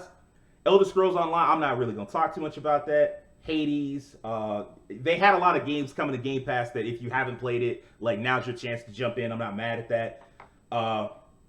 Halo Infinite, the multiplayer being free to play is a huge deal. And then, like, I believe, if I'm not mistaken, they recently said that if anything is free to play, you don't need Xbox Live Gold. So basically, you can just get Halo's multiplayer and just play it. Genius. Like, we didn't get a Battle Royale announcement, I believe. So that's the next best thing. Like, hey, if you want to play Halo, if you want to try out what everybody thinks is the #1 Microsoft brand, we got it for you. Here it is. You can play it for free. Like, as long as you have Xbox Game Pass, or actually, as long as you have a PC or you have an Xbox console, you can play it and just, you can try it out. Like, I'm not mad. Like, that's exactly what you should be doing. The Far Cry 6 thing, I mean, like, I'm a little tired of seeing, like, I only want to see a game once, maximum of once, maybe twice. Like, maybe you can get away with a cinematic here and a gameplay there. But Far Cry 6 has been in my face for the last 2 months, and I'm like, all right, look, it's I'm not getting it, so I don't need to see no more of it. And even if I was getting it, I wouldn't want to see too much more. A Plague Tale Requiem, that was pretty cool. Focus Home Interactive getting a little more shine. They just showed off Steel Rising. They gave you like a small glimpse of that, and now their next game up is Plague Tale Requiem, coming next year. Day 1 Game Pass, so yet again another reason to just jump right in. The cutest title, like Slime Rancher 2, reminds me of the fact that they knew exactly how to pace this thing. It wasn't just because this is a pretty dark game. Like, you're looking at Stalker 2 footage right now. Stalker 2 was really dark and really moody and atmospheric, and then like, all right, cool. Oof. Oh, snap. But yeah, it's a really moody type of game. And they could have filled the conference with, Call of Duty clones and super dark looking games like this, and they probably would have gotten most people. But you gotta have, exactly, cutest Slime Rancher 2, you gotta have something like Slime Rancher 2 to like break the mood up and to show that Xbox can be more than just the Call of Duty Bro console or the Call of Duty Bro platform. So Atomic Heart looked really cool, I believe. What was the game? Hold on, let's see if we can go through, because I want to catch. Not Halo. Diablo 2 Remastered, that was a game where I'm like, I get it, but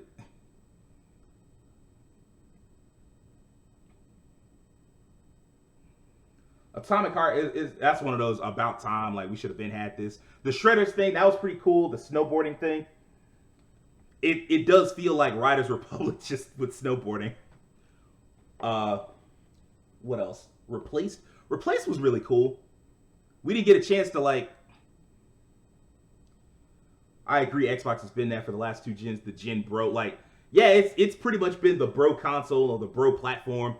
And lately, they've been doing everything they can to break away from that. Like, Yakuza, JRPGs, they've been trying to reach out to Square. And I believe Tales of Arise was first shown off at an Xbox console, at an Xbox conference at 2019, I think. So, like, they've been trying their best to, like, and then, like, Devil May Cry, I believe, was first shown at Xbox. They've been trying to break away from that perception, and they're doing a pretty good job, because there were very few like straightforward shooters, or like Call of Duty-ized shooters where everything's like super military and shit like that. There wasn't a lot of that. By far the game of the show for me, because I'm a fucking nerd, by far the game of the show for me is Eiyuden Chronicles. Like, I grew up on Suikoden. Suikoden is the first video game I ever actually beat. Suikoden 1 back in like 1998.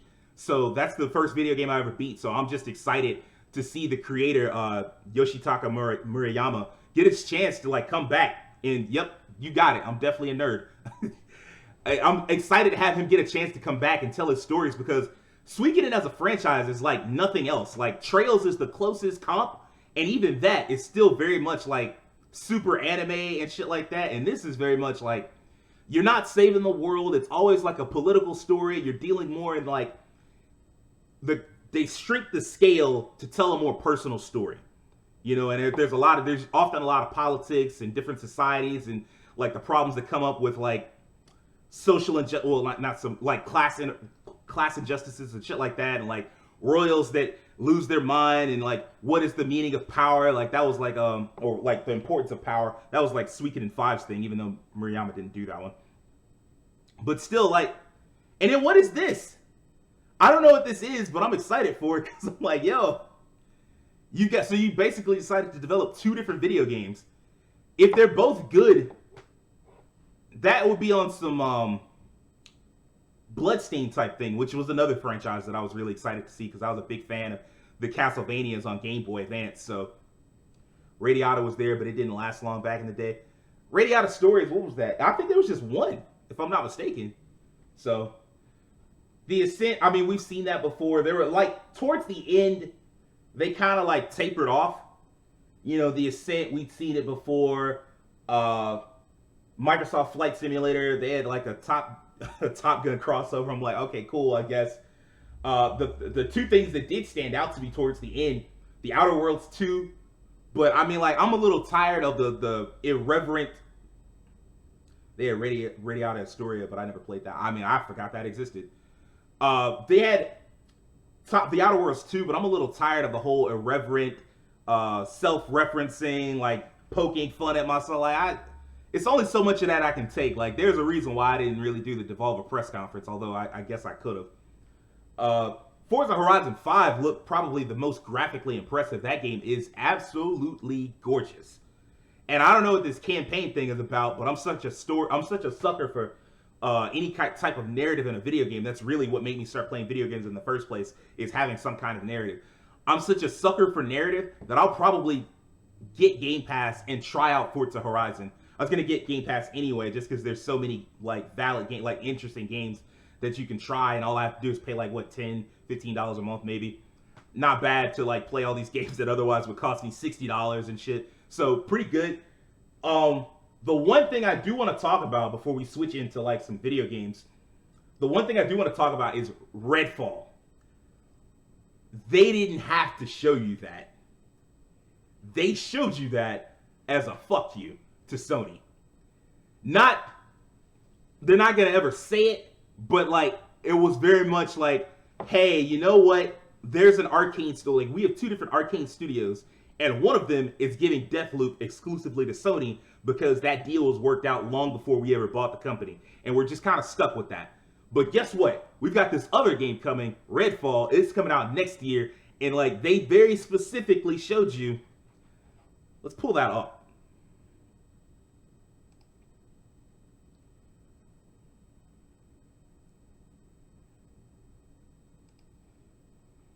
Summer 2022, right? That was all you needed. And yet, that was on purpose. This shot is on purpose, because they were like, yeah. Microsoft, Bethesda has two franchises, not one, but two, in Deathloop and Ghostwire Tokyo coming out this fall, and they're going to be PlayStation 5 exclusive.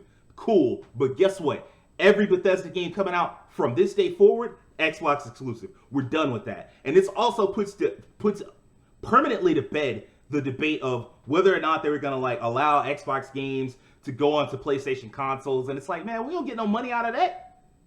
And they've been kind of positioning themselves very smartly in that, I want to say Phil Spencer was on television talking about like, well, not on television, but like he did an interview and he was talking about like, yeah, you know, we put out our games day one on PC. We don't make you buy our games twice. And that was a specific shot at Sony. They were like, yeah, we don't make you buy games twice like some other company. And Sony can't do anything about that.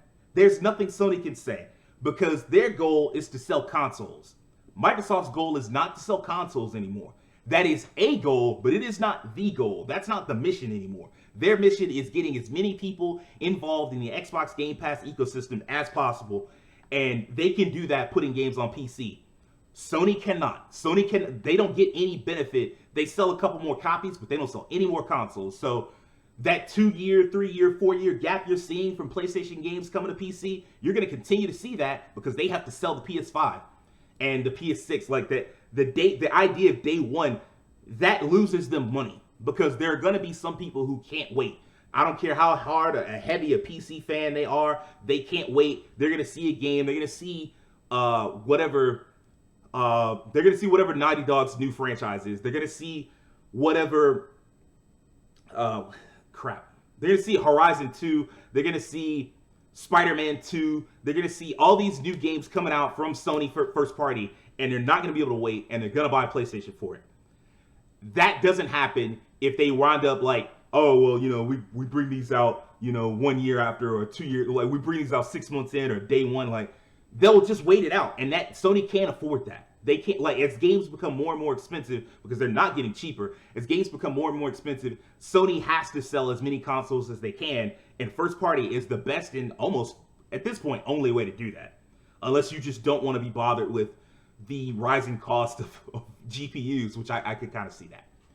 Anyway, that was it for the Xbox Game Show. I hope you guys had a great time. We're going to get into, well, there you go. Xbox deserves all my money. Just somebody repeating that over and over again. But there you go. That was the Xbox Game Showcase. We're going to get into the Square-Enix Game Showcase in just a little while.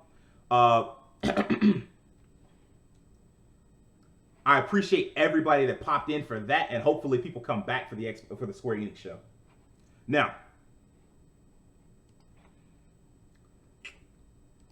since we're still on stream, and there really is only like, what, 30 minutes? Yeah. With 30 minutes to go,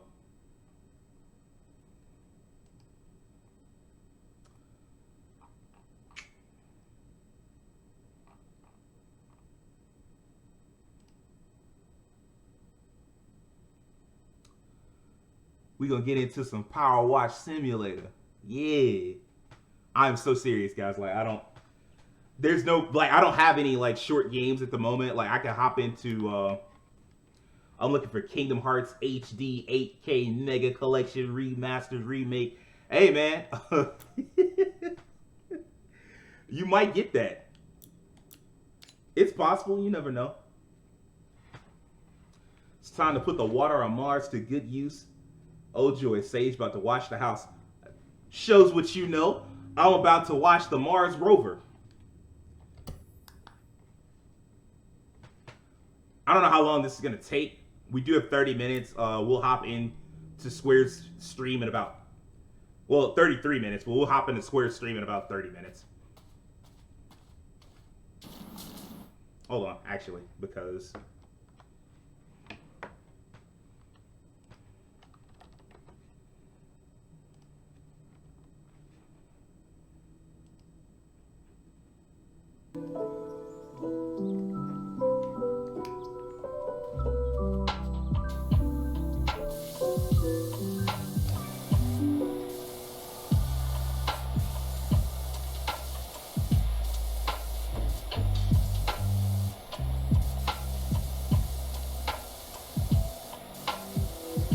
so here's my question.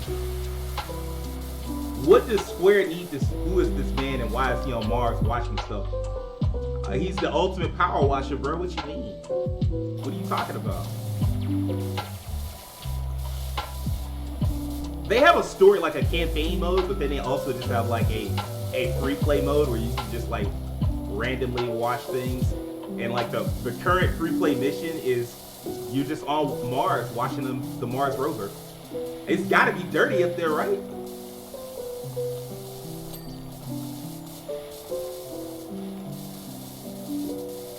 But here's my question, like, what do y'all think Square has to do for this to be a good E3 conference for them?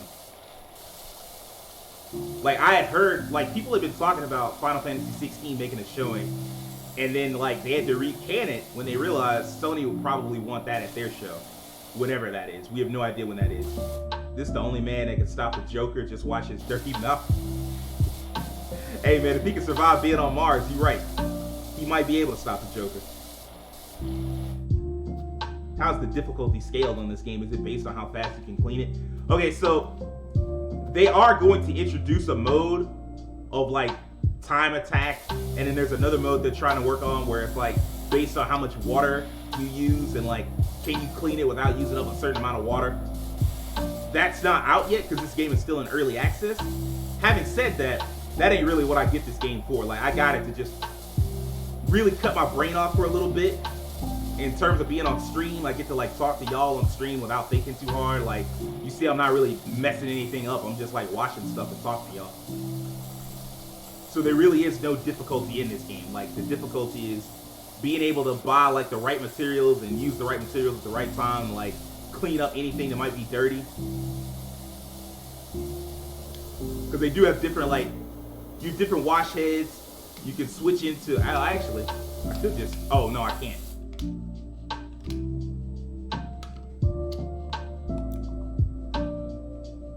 Oh no, I'm stuck. I may not be able to clean this. Oh well, it's looking fine.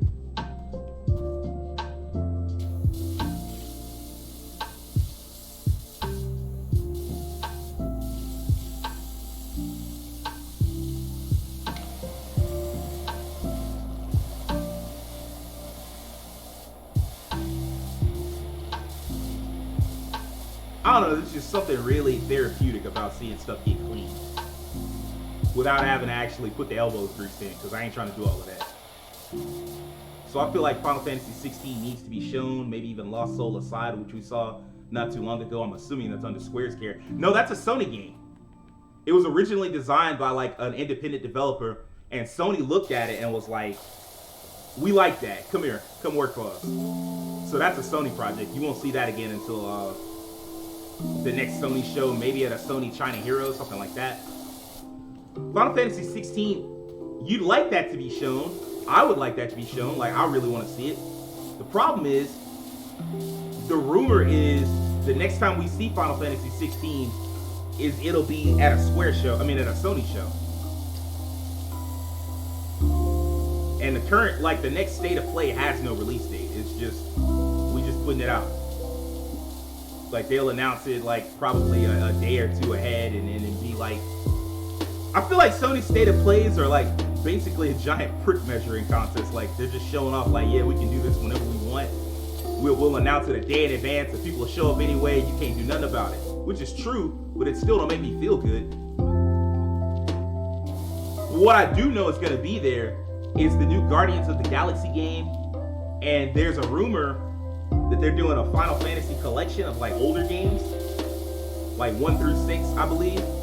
And then there's another rumor that they've got Koei Tecmo, the people who worked on Neo, to do a Final Fantasy Neo type of game set in the original Final Fantasy origins, like the original Final Fantasy 1 universe. How true that is, we'll see. Who knows?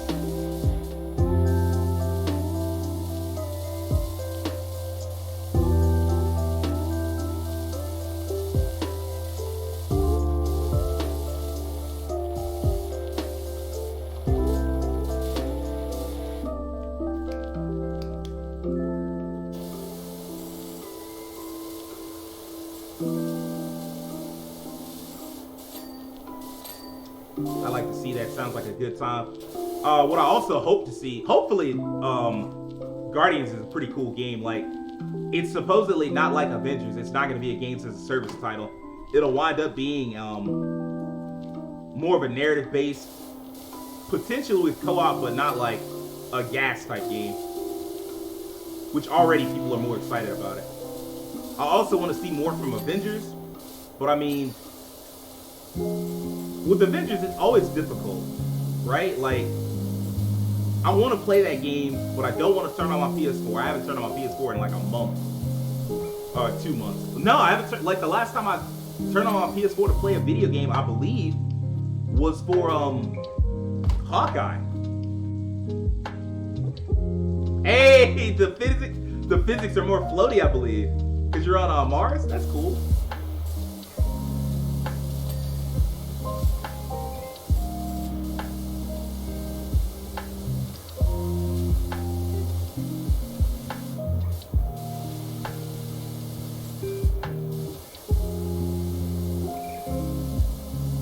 Millions of dollars of equipment, and I just jumped on it like it wasn't nothing. I know I'm fired.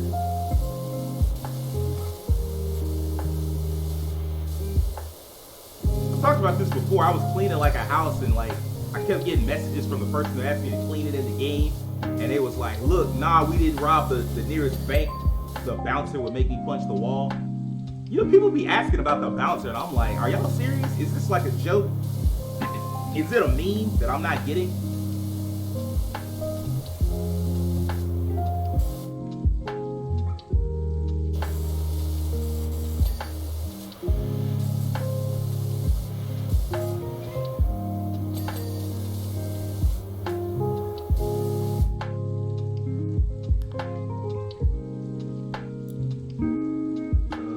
Drill bit. What the heck is that? And the arm.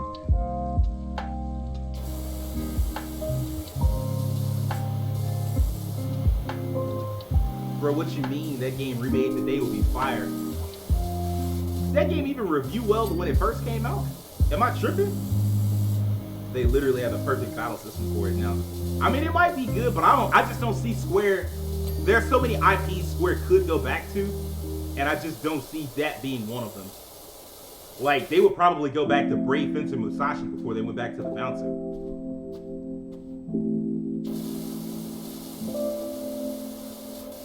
I almost dunked on Square just then. Like, yeah, man, you know, Square not gonna give you what you want. They gonna always give you some trash. The reality is, lately, Square's been on fire. I was average, I ain't gonna lie, but it was cool. That's fair.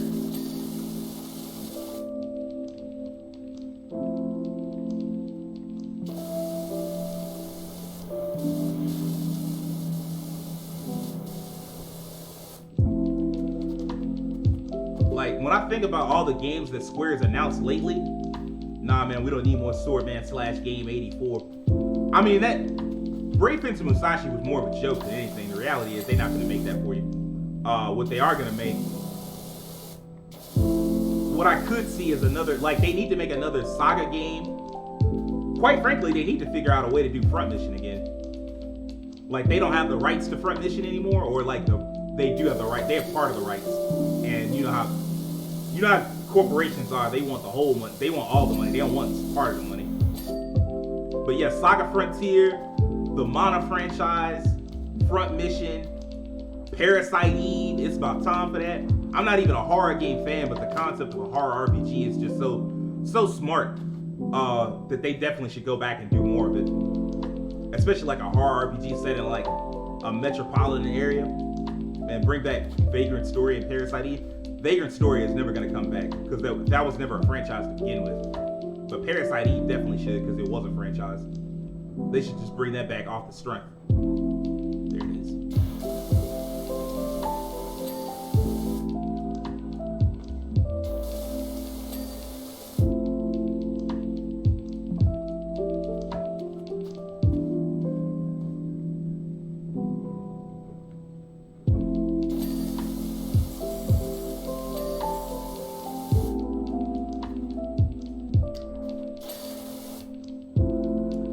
Being on Mars is kind of cool, but the lighting makes it hard to see what needs to be clean and what doesn't need to be clean.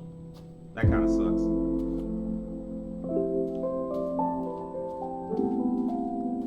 I guess lived on because it was set in the same world as Final Fantasy 12 and Tactics or Tact. Not all of it was set in Evil East, even though, like, I don't know if that was meant to be. But if you want more Evil East type stuff, the game you want to play is Project Triangle Strategy, which, God, I hope that gets a better name. That name blows. But yeah, the game you want is Project Triangle Strategy, if that's the case.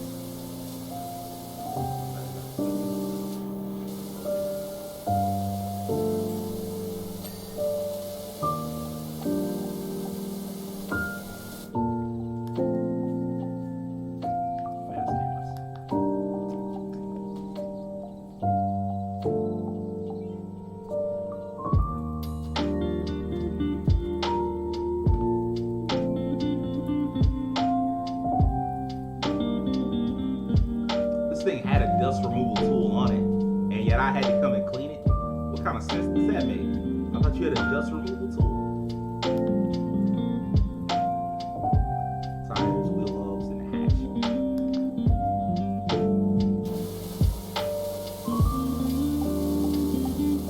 Right, I know this man back hurt. I'm sure cleaning those cans with the hot power spray ain't the move. Man, it definitely ain't. I'm hitting it with all the air, with all the water pressure. And it's just like, yeah, I mean, you know, I gotta get clean, I guess. I done cracked the cameras, they fired me. I get back now, I'm like, I did a good job, didn't I? Now, so you fired. Get out right now.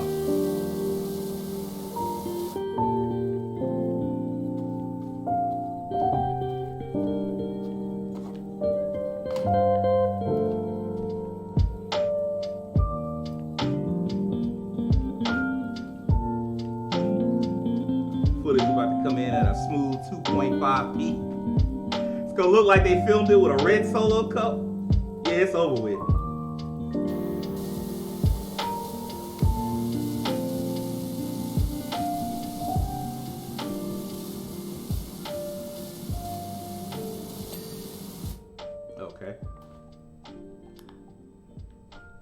missing? Cameras? You never seen Goat Simulator? Was that a real thing, or are you just like trolling?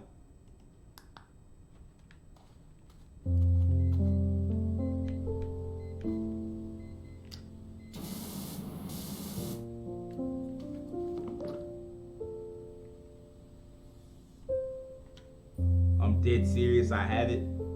What on earth made you buy Goat Simulator? I know they had Iron Bread, which was like an easy platinum for people that was addicted to just getting platinum, which is a weird thing to do.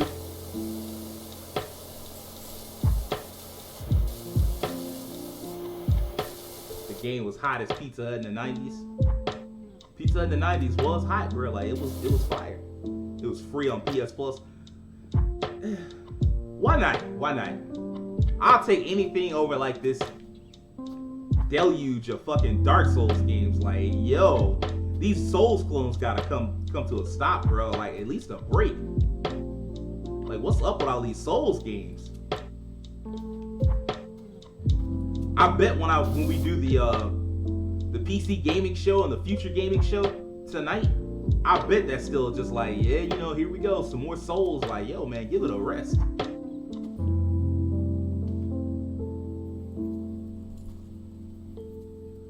I can't tell y'all how much I hate how corporate the internet has gotten. It was always corporate, but like the adults are too aware of it now, and it sucks.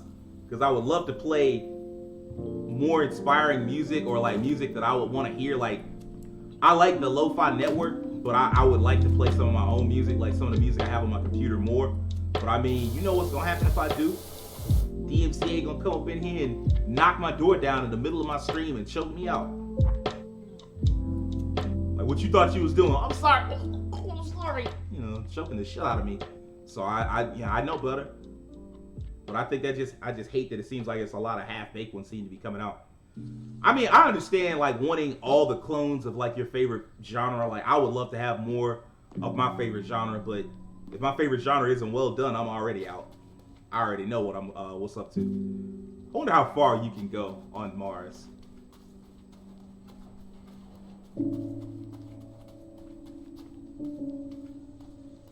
That's definitely in the distance, but okay, it's slammed right into the limit. All right, cool. I just wanted to know. Can you clean Mars? I don't think you can. I mean, I got the water out, but I don't think you can clean it. I would love to know how you get back. When you finish, do you just signal this? Like, hey, bro, come pick me up. Help, please. All jokes aside, we got, I think, 15 minutes left. Let's double check. Yep, 15. Why are people talking about Gex? I don't think they're gonna make a Gex game, bro. I think y'all need to chill out.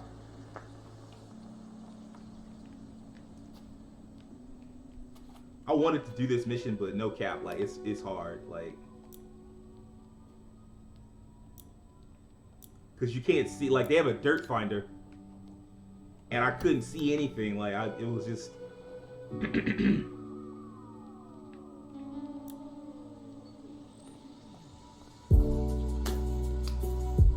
Man, they gonna be sad when Jack step on the screen. Hey man, I told you, if Jack shows up this weekend, I'll buy you a copy of it whenever it come out.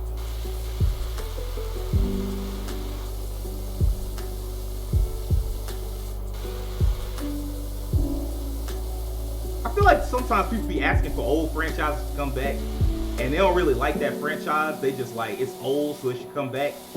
Cause like, who on earth was looking for Gex? Like, I bet most people forgot what Gex was. Go ahead and take it out of your account, Big Phone. Hey man, you know, as soon as they announce it.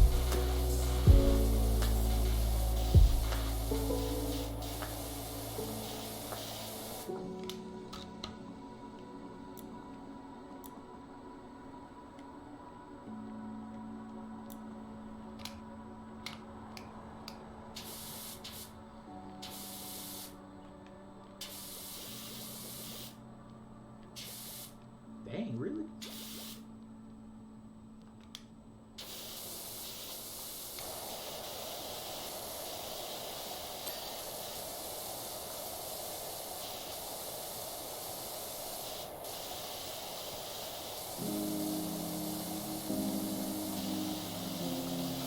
will say Gex hadn't been seen since PS1, and it did feel like it was the hottest thing ever, although I never played it but wanted to. Did you really want to play Gex? I'm remembering Gex right, I believe. Like, Gex was the dude, he was like the Gecko in the secret agent outfit. I'm remembering that right. It was a cool concept for the time, but like, nobody want that back now. Like, with Crash and Spyro, people legitimately wanted that back. But I feel like if they made a Gex, it might ruin it for everybody, because like, they would make Gex thinking they was doing something, and then it would sell like rotten meat on a July the 4th when your mama had free food and called you right before the dude offered you the rotten meat. It'd sell like that. You get by 2 copies. World back in the day, you know, the platformers were the hot thing. You look cool. World back in the day. Yeah, I mean, like, yeah. I'm not saying they were hot. I'm just saying that era, I feel like it's over with. Like, the things wouldn't sell today at all. Some of them will sell, like, you gotta have a hook for your platformer now. Like, in fact, a lot of those old school genres, they either have like a mega franchise that took over, and that's the only thing we talk about now. Like, with platformers, you pretty much only talk about Super Mario and Sonic. And then occasionally something else will pop up, like Ratchet and Clank or something like that. But for the most part, when you talk about platformers, you're just talking about the kings. I think it feels like that because a lot of the games got lazy. I mean, absolutely, like, what will kill a franchise, or what will kill anything, really, is not a bunch of bad games, because you're not going to get too many super bad games. What will kill a franchise, what will kill a genre, is a bunch of mediocre games. Like a bunch of games where you look at it and you be like, it's probably not going to be nothing special. Why would I get it? And then that eventually makes you go like, why would I get any of this? Because more than likely it's going to be mediocre.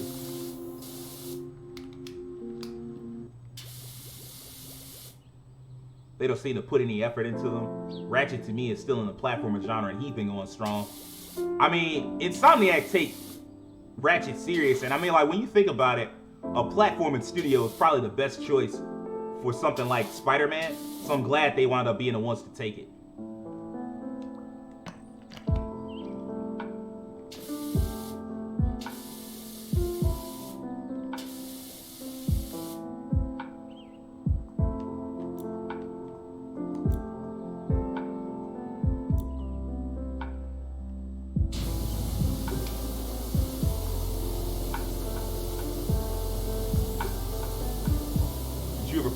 Cocoon. Nah, that was just on Xbox, though. I didn't have Xbox, so I mean, like, that was the problem. Like, there was a lot of Xbox games that I always wanted to try, but I never had an Xbox, because at first I was like a big Sony console fanboy, but then I grew up and realized, like, man, these companies not your friends. Jade Cocoon. Oh, okay, I'm thinking of Jade Empire. Jade Cocoon was the one that had like the customizable dungeon, well, not customizable, but the procedural dungeons. That's what it was. Jade Cocoon had the procedural dungeons and shit. I remember that. Yeah. No, I never got a chance to play it.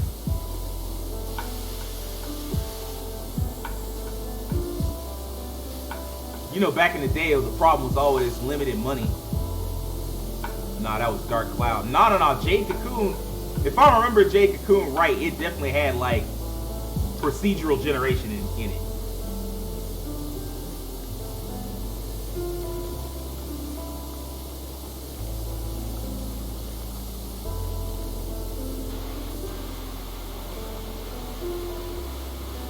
Got about 4 minutes left before the Square Enix show.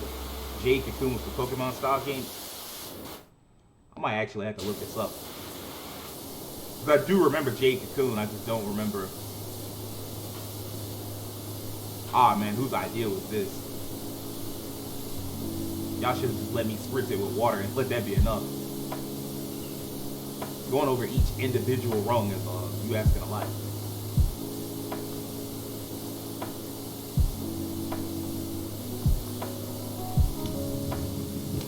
Really? have to actually wash that with soap.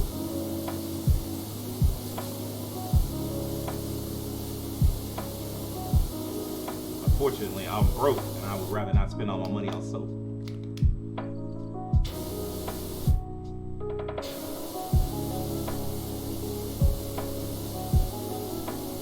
Every now and again, they'll hit a banger.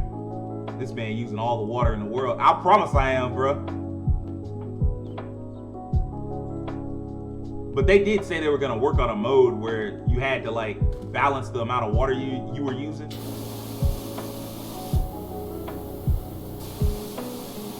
In fact, I remember seeing somebody talk. Ain't gonna be none left for anybody else. Power wash man. Single-handedly responsible for the lack in water, for the water supply crisis. Look what you did, it's your fault. You monster. You did it. You took the water from us.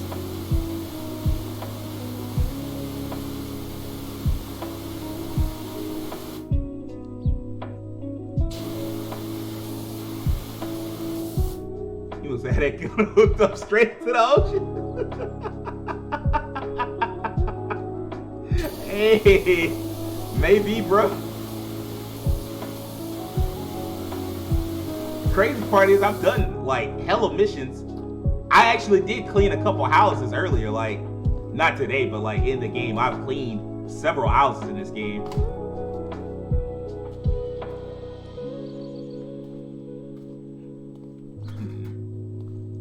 No, that ain't it. Am I just supposed to be blasting on him? That'd be weird. You can't avoid using water when you like use soap, but every time you use soap, it costs you 50. Well, not every time, but like you get like a certain amount of soap per. Yeah, see, clean and liquid. And if you refill it, it costs you money. Like once you run out, do they have a mission where you clean a pair of dirty white Air Force Ones? Well, first of all, why you let them get dirty? Second of all, nah, but they should. If they really want this game to sell in the black community, that's what they need to do. Oh, I'm tripping. I know what I'm doing wrong.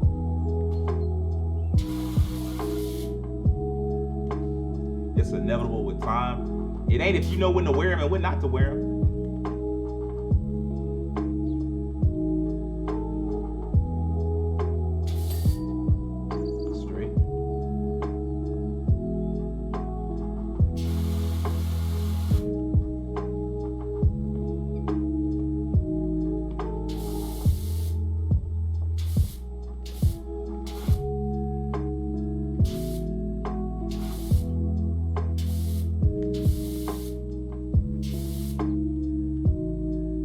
Stop it from getting dingy. I mean, if you know what you're doing, you can. It's hella sneakerheads to be having like all types of shoes. Now, do I advise you to live like that? No. That's a wild way to live. Like you be prioritizing the shoes, basically treating them as more important as yourself. Like I can't advise anybody to live like that, but it's people out there that live like that. Damn it.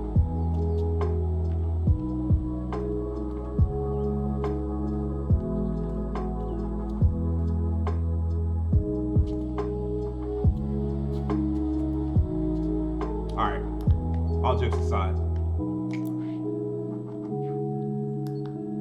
the next break is gonna be a lot longer, so I probably won't play.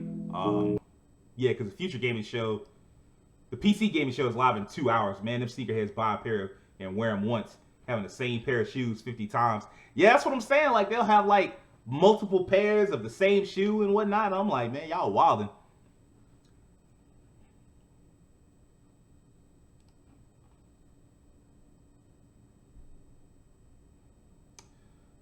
Let's see.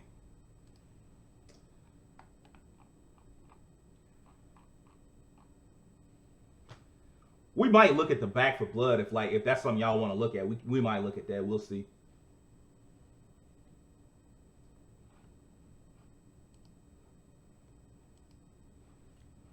You got 3 minutes to go. Makes no sense. Conceited City buys 10 to 15 pair each week, sometimes 2 weeks. My gosh, like that's so much. That's so much money that you throwing away for nothing. But I mean, like that's what they want. That's what they value. And when you value something like that, that's what you put your money into. But I mean, the question is like, how are you gonna feel when you're 50, 60 years old and you got all these fresh kicks?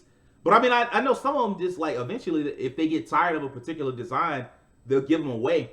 And then yeah, if you making money off of them, all bets are off. You buy whatever you want. Like that's of course different. I have to cut these, so. All right, guys, we're getting ready to get into the Square-Enix Presents Summer Showcase. We saw the Spring Showcase, and that was pretty good. It had Forspoken. It had Life is Strange True Colors. It had the first look at Marvel's Avengers Hawkeye. It had a lot of cool stuff. Hopefully, this one can be just as cool, if not better. Obviously, we're going to be looking at Marvel's Avengers War for Wakanda. We're going to get our first look at Babylon's Fall. Well, our first re-debut of Babylon's Fall. We'll get Life is Strange True Colors again, which I'm actually kind of excited for. Like, not super duper excited for, but I'm into it. Like, I'm really getting into more comfy, non-violent games. So I'm kind of into it. Like, welcome back, Keen. And then, hopefully we'll also get a look at some other games. One thing I really wanted to see, they're not going to give us this, but one thing I would really love to see is another look at, a look at Dragon's Quest 12. Like, we didn't get a chance to see anything of Dragon's Quest 12 other than, like, the title. And it would be crazy if that was because they were saving it for E3. But that would be such a fuck you to the Japanese audience that I just don't see them doing that. So, like, the reality is, more likely, we're just going to get a lot of Western games, a couple of Japanese games, but it still should be a good time for us. I think the show is scheduled to run about 45 minutes. So hopefully they know how to do their pacing. They can pace themselves like Microsoft, which Microsoft did such an excellent job. So we'll see. Premiere will begin shortly. Where's the countdown clock? Or do you guys not have one? So I saw somebody in the chat say something about Final Fantasy VII Remake 2.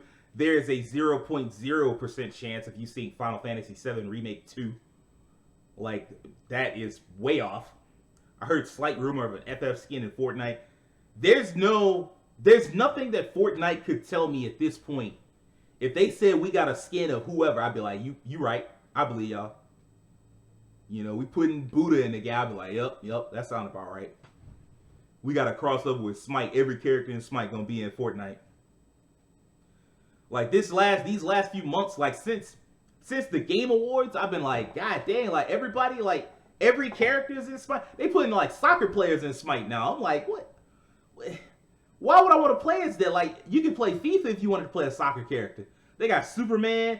Fortnite might as well drop Goku. Man, if you told me Fortnite was gonna put every Shonen Jump character in there, I'd be like, I believe you. I believe y'all. So I would not be surprised if Cloud or Ares or Tifa or Sparrow or all four were included in Fortnite somehow. They got everybody else, so why not? They said Samus was gonna be in it, but they were wrong on that one. It was something else. She still might be. She still might be. No count.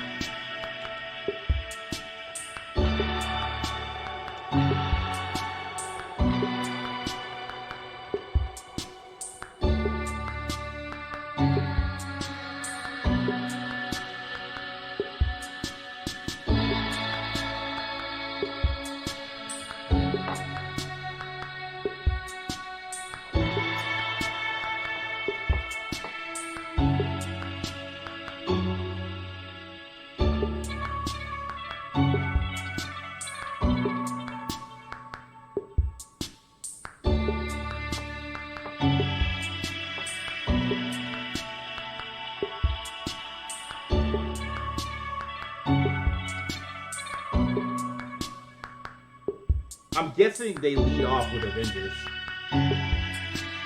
Or they might lead off with like a new game, like Final Fantasy Souls, like the Final Fantasy Souls game, or the Final Fantasy, or Guardians of the Galaxy.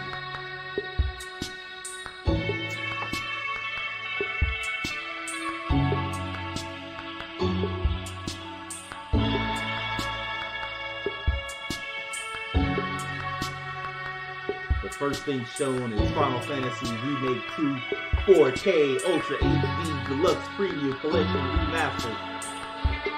Solid guess. I respect it.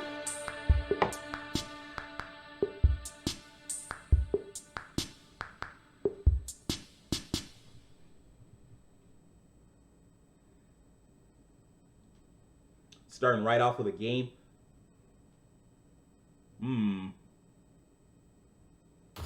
Good afternoon, everyone. It's Matt Mercer here, and I'm back as your host of Square-Enix Presents. Final Fantasy Today, we Remake have a instead of special remake. E3 edition of the show for Genius, you. Scooters. New game Genius. announcements, updates, and exciting news from our studios across the globe. So Lara let's kick Croft off vs. with the Hitman. world Sound like they premiere both of a popping brand up in new game from Eidos Montreal. So we're starting off We with hope you Guardians. enjoy the show. Let's go.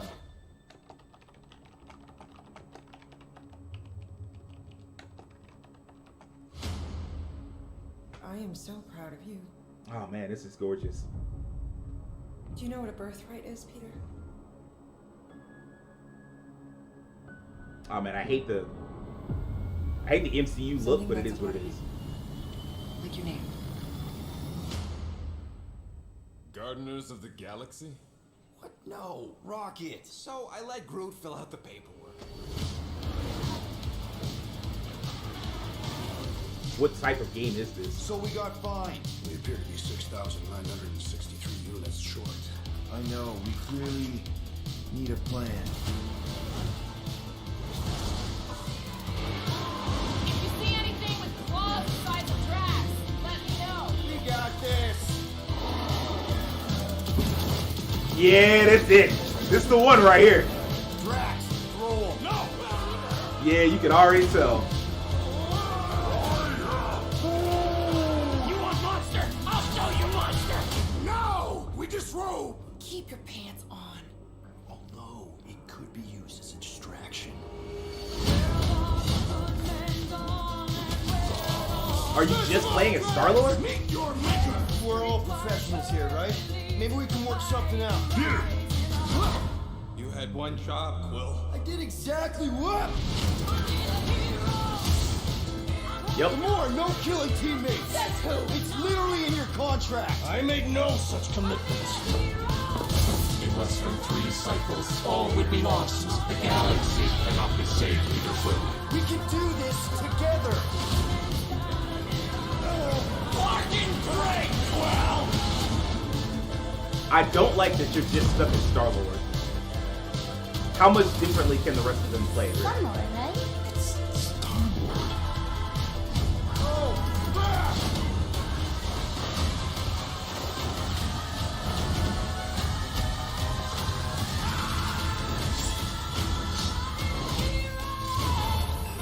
I'm in. I'm unquestionably in. No, of course I will. I'll call you. What? Whoa. What? My name's Olivier Proux, What? senior producer here at Eidos Montreal. Alright, For the past alright. few years, we've had the Did not privilege expect that. to work I'm in. on our version of Marvel's Guardians of the Galaxy and reimagine it into a single-player, story-driven, third-person action-adventure game. It's our own fresh take on the Guardians, and something that's really unique to our game is that you get to be Peter Quill. As Star-Lord, you're constantly in the middle of the action. No sir. As you try to You can hear lead him. this band of misfits. But today, I'm really excited to have all of you join us on this journey, and you'll hear more about the game from our team behind this project. Right, let's do this. I've always loved Marvel's cosmic characters. Growing up as a kid, I read them, Man, enjoyed them, Dan loved Abnett. them. I had the opportunity His version to of Star-Lord write is nothing like for this Marvel Star-Lord. on some of their cosmic titles. I went back with the help But of he Bill is such a Rose, the legend. editor, Created and so many kind good of comic books. cherry-picked characters from Marvel's past. The opportunity here was to build a team, but to make it all underdogs, so that the reader would think, oh my gosh, how is this team going to survive? And that became the Guardians of the Galaxy comic, which we loved working on. I remember the first time that the Marvel crew came to Montreal, we were showing them the design of the characters, how they would look, and they stayed silent. I don't know if it's a minute, but in my head it was a minute. got I Gamora was like, sitting right there, oh and I my can't God, play as like her. they hate it. We realized how much that Marvel and Eidos Montreal share, have in common, and that we knew the Guardians were in perfect hands. Looking at the samples that Eidos were kind enough to show me, I think he's fantastic And This guy? absolutely in the spirit of what these He writes characters Warhammer? are. What makes the I gameplay can see it. experience unique to me Annihilation is and no matter Annihilation in Conquest what was really phase of the dark, game you are, so whether I you're can in see it. They were really exploration good, though. or you're fighting, the Guardians are constantly around you and you never feel alone. While you're the leader, the Guardians will also challenge you and make decisions on their own, and you will have to adapt to it. You are literally part of the Guardians of the Galaxy. The decisions you'll make will have lighthearted to haunting repercussions, and the game will react to what you do and say. The more no-killing teammates! Says who? It's literally in your contract! I made no such commitment. You are playing as Star-Lord and you're using your blasters and you're using your jet boots. Star-Lord is really empowering. He's very agile on the battlefield. Warhammer He can novel for slide 20 years. and I did over not with know his that. jet boots. Of course, he has his elemental blasters that have different powers as well. And on top of all of this, he can use the unique abilities of his Guardians. We're not pirates. We're legally incorporated heroes for hire. Hopefully we Gardeners don't of the get an Galaxy? FF15 like DLC later No. on. Hopefully we do. The Like, that would story only is make the about game group better. of misfits, the Guardians. In our world, they've been together for less than a year. They create something on a small scale that looks insignificant. And as they progress through the story, they discover that they created something really big that threatens the galaxy. There are a lot of very But I did not know interesting that about Dan villains in the Abnett. Marvel Dan Abnett has been franchise. writing like and when you're starting to Marvel work on a comics story and DC like comics this, for like you ages. get to get your He did a pick great Aquaman. of which ones will He make did a great, the best for this story. That gives us he the did a solid opportunity to Titans. bring I won't in say he did a some great that are Titans. He did a well solid known, Titans. but some that are also not all that well known. What Eidos is getting so right about them is capturing what it's like to be a misfit family. They're also bringing an amazing imagination to it. You're going to see planets and characters that are going to blow your mind. Interpreting it in its own way, I think, makes it feel incredibly fresh and exciting. It's not a matter of trying to replicate the comic or trying to replicate the film. It's trying to take the medium you're working in and make the best version of Guardians out of that. They made it fun. They made it rock and roll. Right, and then They Dark Side delivered Beam. everything you would want Legit. in a Guardians I was game. wondering what he was up to. Glad he found something else to do because comics aren't really like.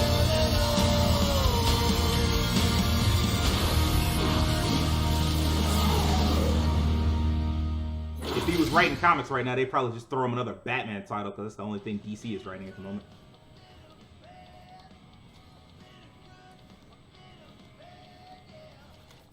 But this year, though, like, holy crap. This is by far the most exciting thing I've seen at E3. Easily. Just because, like, nothing else is coming out this soon. And also, I'm a slut for superheroes. Like, if you throw me a superhero game, I'm probably going to try it. Unless it's, like, multiplayer or some shit. 63 units short. If we intend to keep our ship, Peter Quill. I know. We clearly need a plan. What about selling Gamora's crap? What? Oh, come on. You've been hoarding them stupid knickknacks ever since you first joined us. I mean, don't tell me they ain't worth nothing. Quarantine zone was always holding out on My us. figurines are not knickknacks. Team's in trouble, and you can't be bothered to make no sacrifice. I will sacrifice your head. And take us to the majestic mountains of Kakarantara. Guys, I think we should hear out Groot for once.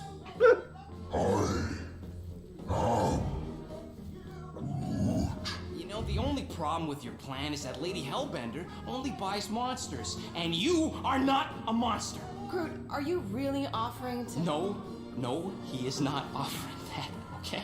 It could work. Sell Groot? I guess we could bust him out after. Absurd. Lady Hellbender seeks the monster within. One man said, The I'm small ugly asleep. one is clearly the correct choice. Man, I am invested. Cruel, I'm sorry. sadistic, Like, I am and so happy. filthy and filled with rage. This is a half-decent apology for them completely screwing the pooch. I vote for not. I also vote for the creepy little beast. 2 votes each. Peter? Well, Rocket's definitely scarier on the inside. He's unstable and vicious and totally oblivious to the needs of others. Okay, we get it. Alright, let's do this. Let's go sell a monster. We're not seriously flying into that. You say the weather patterns of Seknarf 9 are tied to the temperament of its ruler. That's not how women work. Or weather. We're flying the wrong way. No, he's not flying at all. Guys, relax. Just one minor adjustment. I ever mentioned how how much I hate rain? Hellbender's castle isn't even that far. That is not a castle. It is an impregnable fortress. I don't like Gamora's hair. I don't think it looks very good. But other than that, and I also don't like the markings on Drax. No, I do think it's cool. Star-Lord is my only issue with seeing right now. Looks like they're doing Telltales-like dialogue. Yeah, that is what it looks like they're doing. We will easily gain access to Lady Hellbender. Good! We've already got a beast. All that's left is the merchant part. Good thing I put on my official merchant costume. There is no such thing. Right? The fact you ain't sure don't bode so good. Whoa! That is some really crazy lightning out there. Never seen anything like it. Meteorological suicide is what it is.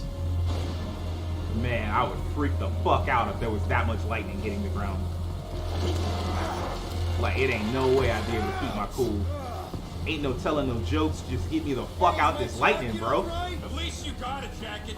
Some of us are soaking here. Less whining, more walking. Hey, Stormlord, we ain't seriously walking through this. It'll take forever in this storm. Stop complaining. The hardship will strengthen your spirits. I face more than enough hardship. Thank you very much. You are welcome. Star-Lord, Groot, and Rocket look great. Drax looks kind of questionable. Bruh. I don't say this often, but I shit myself. Like, if lightning struck that, I'd be like, yeah, it's over with. Everyone okay? I don't say that with like all types of shit. Like gigantic, horrible monster. Like, yeah, whatever. Put your teeth on. You know what? I survived freaking Half-World. I think I'm scared of some little bit. It's Woo! Get ready. What are these things? They are amorphous vermin. Shoot first, questions later. Drop them, Gamora. Almost got hit by lightning as a get my God King.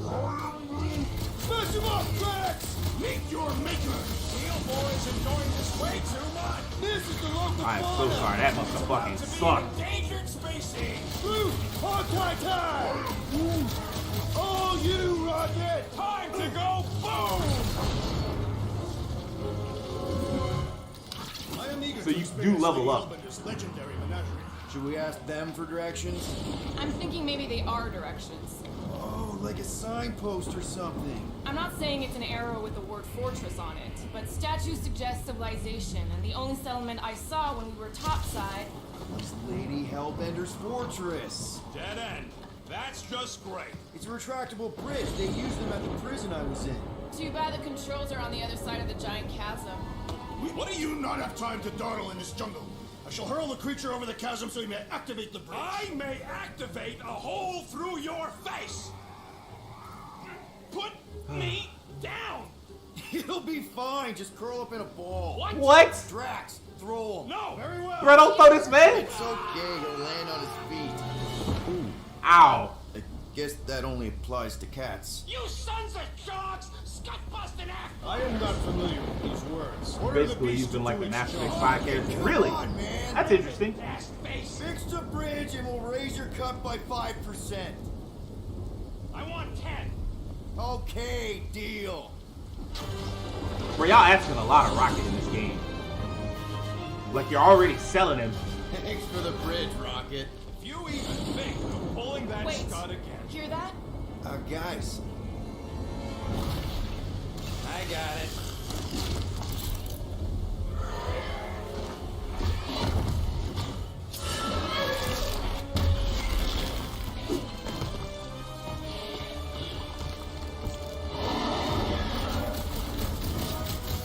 These creatures are perfect treasure. Stop cheering for the murder monster. Somebody try to spot. Keep it together, Doc. Bad dog! Bad dog! So you gotta figure the gameplay.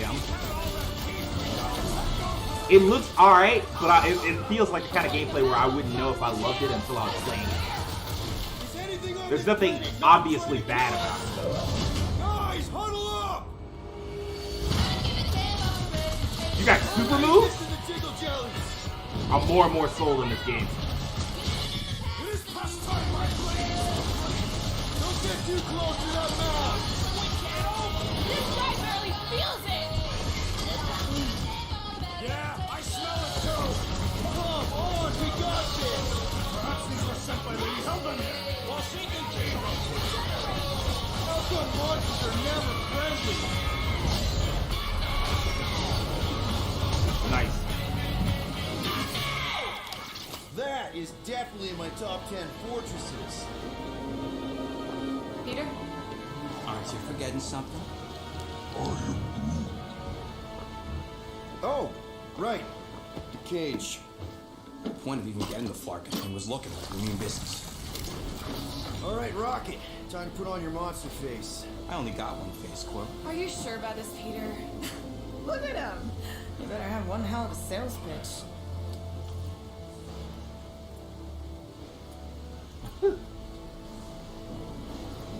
Maybe Gamora's right. We should try selling Groot instead. What? This is an affront to democracy. I just think that we might need Rocket on the outside for this one. Where there's hella Vanquish influence in Star-Lord's moveset. Yeah, Good. we noticed. Vanquish was pretty fire. You want Wow, to so make you that can call, just... then you better not mess this up. No wonder they have like only Star-Lord Hang playable tight there, bud. for this When to the time comes, so I'll you'd get have you. like this much narrative decisions. Rocket style if I got it. Drat. Gamora, can you help me with this? What? Why? To guarantee your safety as a leader. Ah, come on. Don't look at me, I ain't pulling that thing. Remember, buddy, menacing! Like me, only bigger. I am Groot. Not bad, not bad.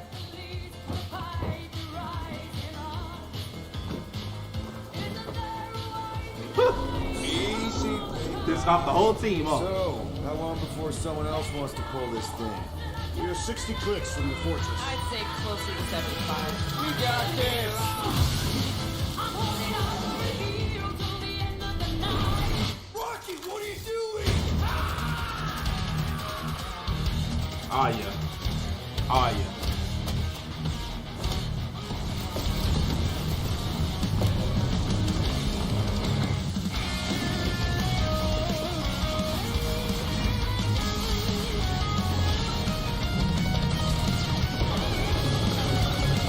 Who's the monster now?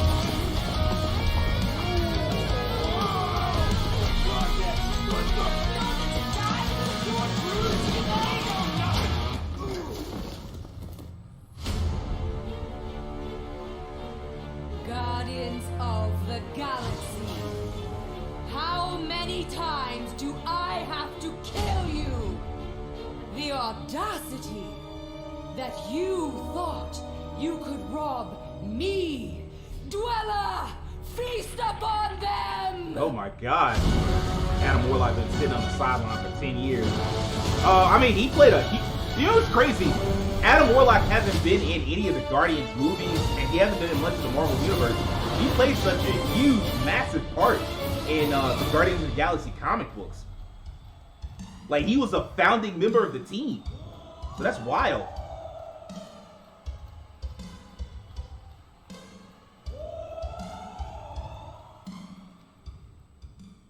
Now we're going to revisit two iconic brands that are being remastered for modern platforms.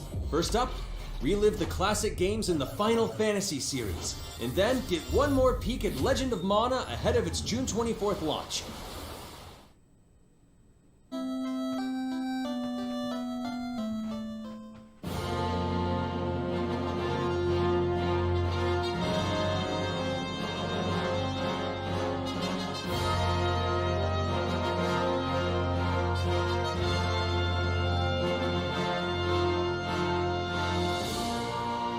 I talked about this, the first 6 Final Fantasies getting remastered. Was that it?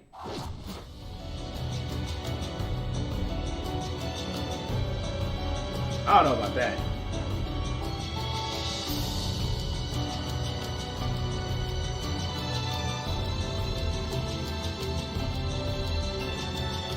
It was interesting. I was just thinking the other day about how I don't have an October game.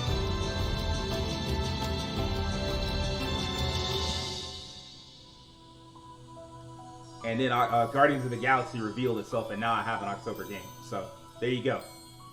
Well, it's late October, early November 2nd. Up next, Earth's mightiest heroes continue their fight to defend the world in Marvel's Avengers. The team at Crystal Dynamics is excited to share the latest updates with you, including new mission types and a growing roster of heroes. What's 20 minutes in? Alright, cool. Avengers, impress me. Secure that super weapon at all costs. Anything big happen? Yeah, they announced the Guardians of the Galaxy game. Looks pretty dope too. Every second counts, people. Keep it moving. First, they're gonna show off the costume thing for Avengers, and then after that, they'll show off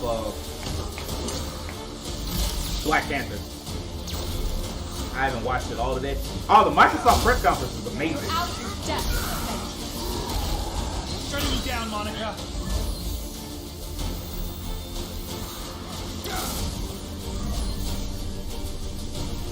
The world doesn't need vengeance. AIM will save this world. I will save it. There is no end to these crumbs. You don't understand what that cube is capable of. Y'all have a date? Who is she? She's the scientist supreme, the leader of AIM. She has control of the cosmic cube. Any Halo Infinite news? Yeah, Halo Infinite is gonna be free to play. The multiplayer for Halo Infinite is free to play, and the game is coming out in holiday, which is questionable because they still have a release date.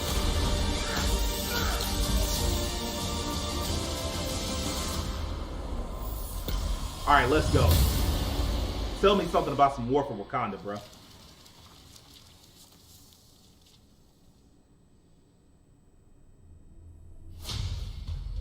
I applaud your efforts to connect with your roots, but as a man who has seen 3 Black Panthers fall, I must warn you of a few things. Many eyes What's follow good, the Will? path you are about to walk down.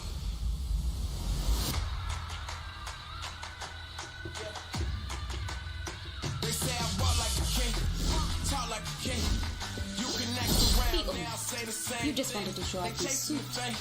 They all want the name, but they ain't got what's running through these veins. Make way for the It is Hey. Is that Claw? It is. Wow. Alright. There's clearly much more story to this than there were to the other expansions. Well, the other DLC. Vibranium doesn't belong to you. You are right. Vibranium does not belong to me. It belongs to Wakanda.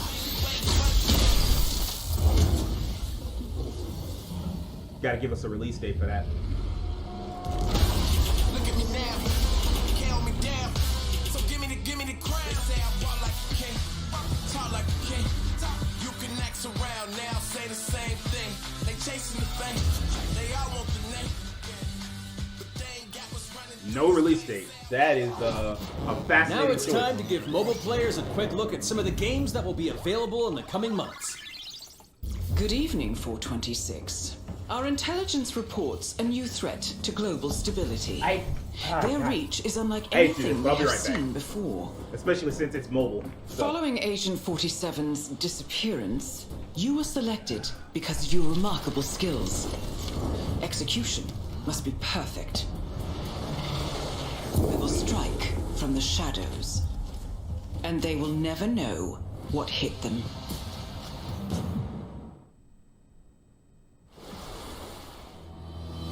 A sad and beautiful tale that echoes throughout eternity. The first mobile entry in the Nier series. Nier Reincarnation.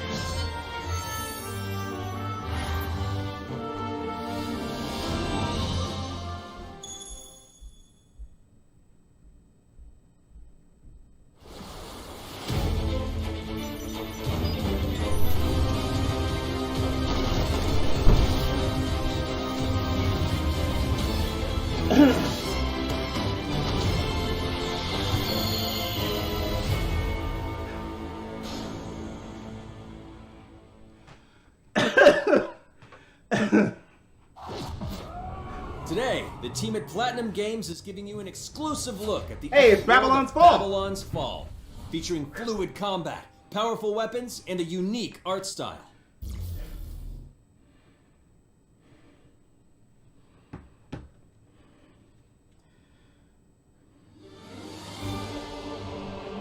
Built over 1,000 years, it was meant to be a tower of dreams. But for 1,000 more, it was seen as a tower of What are y'all thinking? Y'all thinking release date for this?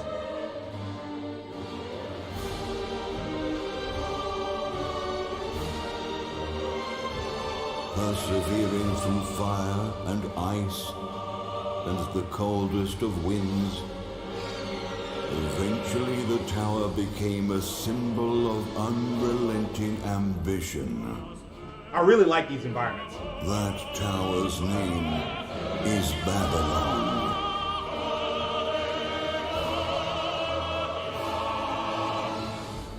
Does the savior of Neo Babylon stand among us? Let's find out without further ado.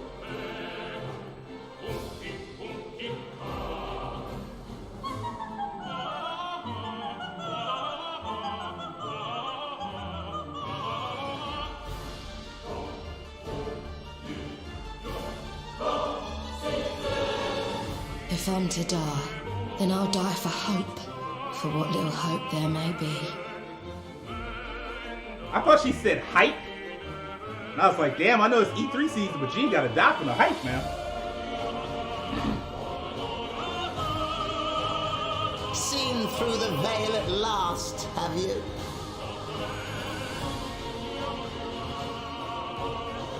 We're all prisoners of our subjective reality.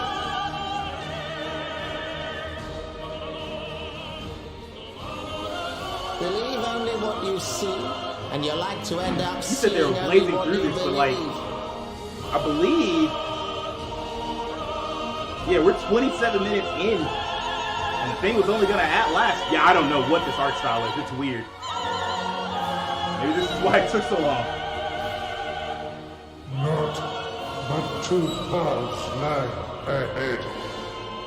Ascend to the heaven above the tower, or fall like this one now before you. Now begins its tale of both hope and despair. Maybe this is why it's taking so long for this game to come out. Because, yeah, it does look blurry, and this art style does not look great.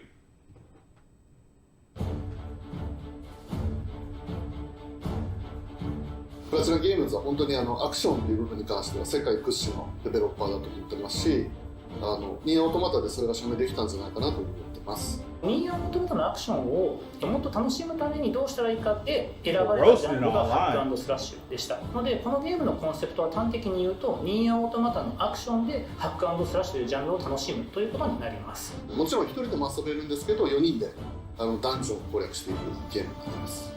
コンセプトについては、プレイヤーが、途切れない目標に向かって、アクション、ポイントへ続けることができると。プレイヤーは、ストーリーを追いながらダンジョンをクリアして上層を目指していくと。入手する装備や素材を集めて自身を強化してカスタマイズしていくと。ゲームのスタイルとしては、オーソドックスなハック&スラッシュという形ですね。ただアクションがスキルや強い力を引き出すためのトリガーになっているところがポイントかなと思っています。プレイヤーの背中についているギデオンコピーというのがかなりキーアイテムとなっています。それによって、遊び方とかカスタマイズの方向性っていうのも変わってきます。ハイファンタジー感というか、その上品さというところはすごい意識してくれというふうに言われましたね。カートゥーンチックにならないようにというか、リアルに本当に存在している人たちが What is with the subtitles? They spell anything with an I. このゲームは運営型のゲームとして開発しています。Oh no. 発売後も定期的に新しいコンテンツを提供す As る soon 予 as 定 y'all で said the す。 words live service, 皆さんに改めてこういった the 形で collective 発表できたので、 Square fans and Platinum fans of the internet were like, we knew it! We can blame everything on the fact that it's a live service title. Like, no, it ain't that. This game just looked like ass because it looked like ass. And it still ain't got no release date. That's crazy. Instead of it talking about a closed beta, like a beta. Now let's check out the next major entry in the popular Life is Strange series, True Colors. The team at Deck 9 is ready to give you a deeper look at Alex Chen's psychic power of empathy. But first, here's a look at the Life is Strange Remastered Collection. Feels so weird to be back. After 5 years, you're still Max Caulfield. What do you remember about us as kids? I think about us as little pirates, running and jumping through Arcadia Bay. We are awesome!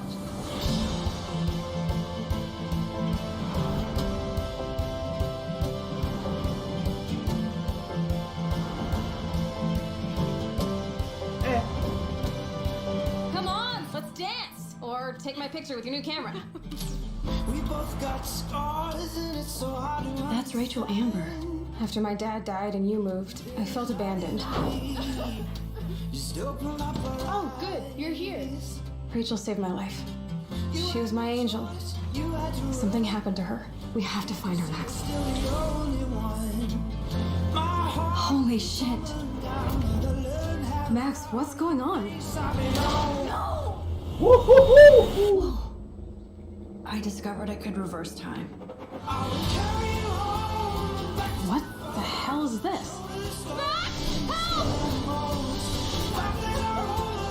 Whatever's going on between us is special. Step back before you regret it. Get in, Max! Then I realized I had a choice and the power to change everything. Arcadia Bay is on the edge of disaster. Time to change time. Whatever happens, I'll always have your back. I'm never a fan of like, you get powers and they be like, the best thing you should have done was to never use the powers at all. It's like, well shit, what was the point of me playing the game? Or what was the point of me engaging in this story? I'm Maya, also known as MXM Toon. I'm a musician and the singing voice of Alex Chen in the upcoming Life is Strange True Colors. I hope you enjoyed that first look at official gameplay from the remastered collection. As a longtime fan, I know I did. You can see the love and care that Deck 9 have put into remastering both Life is Strange and Before the Storm. This collection features improved character animation, lip sync, and visuals, breathing new life into these two beloved games. Back in March, we also revealed the next major game in the series, Life is Strange True Colors, a small-town supernatural mystery. Alex Chen must uncover the truth behind her brother's death, using her psychic power of empathy to unravel the shocking secrets of Haven Springs. Today, we have a first look at Alex's unique power in action. Here's game director Zach Garris for more. Alex's psychic power of empathy is integral to the story of Life is Strange True Colors. It impacts every relationship she builds and every decision she makes. Never thought I'd have a freaky empath friend.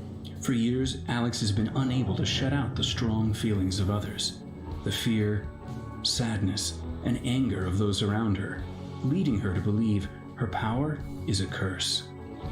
In the wake of Gabe's death, Alex realizes the only way she can find the truth is to embrace her power. I can't believe this is happening. And the only way to understand is to feel what he's feeling. From the very start, you can use Alex's power to focus on brightly colored auras to gain an insight into people's emotions. Gabe was too young. Just too young. These valuable insights deepen Alex's relationships with the folk of Haven Springs, as well as sparking new dialogue options and events, as here from a scene very early on in the game. You're gonna lose her. You're gonna lose her, and it's all your fault. Alex has uncovered a secret that Mac wants to keep hidden from his long-term girlfriend, and now he is terrified that Alex will reveal it before he can talk to Riley. She's the best thing that's ever happened to me. Bro, who beats you in your face? That's what I want. So please, help me out. Max telling you a whole lot of bullshit. Listen. Thanks for telling me the truth, Alex. So are we still together? Are you serious? I need to get back to work. Gee, I wonder which one they want you to pick. Call out Matt's bullshit. Avoid further trouble. When Alex encounters a particularly strong aura, she can reach out to actively connect with that person's emotions. Hey man, you knew what generates you was getting into. a nova, a supernatural flare that transforms the world around Alex into a reflection of that person's psyche. In this altered, emotionally charged state, Alex can experience fragments of thoughts and memories to get to the root of their issue. But not every emotional crisis can be easily dealt with. Some carry a dangerous, even life-threatening amount of power. He's dead! I wish I were too. No decision is easy, and the consequences will be felt across the game. This anger could kill her. What if I could just take it away? I don't know about Using this. Alex's Chill out, powers the Raven. only way you can uncover the truth behind her brother's death. What would that do to her? What would it do to me? And even if I can, should I? How far will you go in pursuit of that truth? How about you The just talk choice to her like is yours. you've been taking people's emotions? First of all, that's an invasion of privacy. Alex's powers look so awesome. Second of all, I have there's no nothing idea how I'll positive make can some of come these from this. choices, but I can't wait to play it with you all when it comes out on September 10th.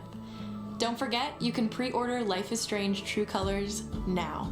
And if you choose the Ultimate Edition, you'll also receive the Life is Strange Remastered Collection. And that's it for today. Make sure to follow the Life is Strange social channels for more. I would have played. I do want to play this, and I probably will still. But the thing that's keeping me from doing it right now, like the main thing I'm thinking about is like, all right, Tales of Arise comes out the day before this comes out. So I mean,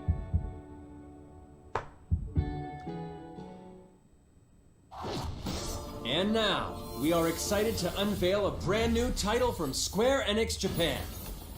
here's your Final Fantasy Neo game. The rumored title was Final Fantasy Origins. Let's see if they go with it. I'm here to kill chaos. That's my mission.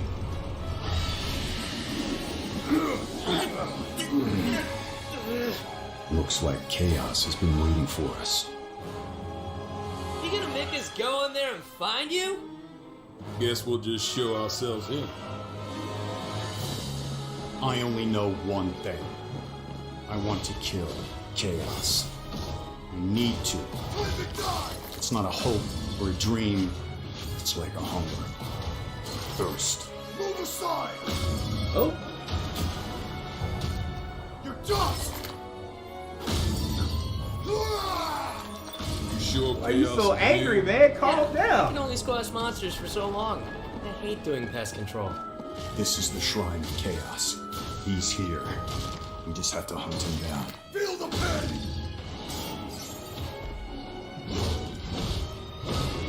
The darkness is so thick I can taste it. This is it. No doubt. Die already! Oh! There was a knight who left on the same journey as you, but never returned. His name was Garland. If you could, I would be grateful if you looked for him. Chaos.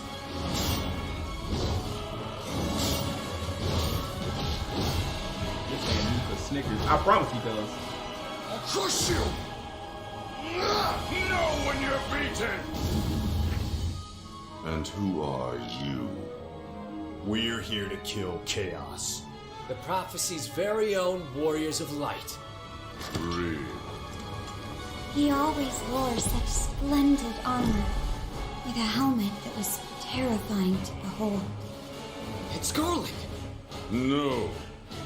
I become chaos.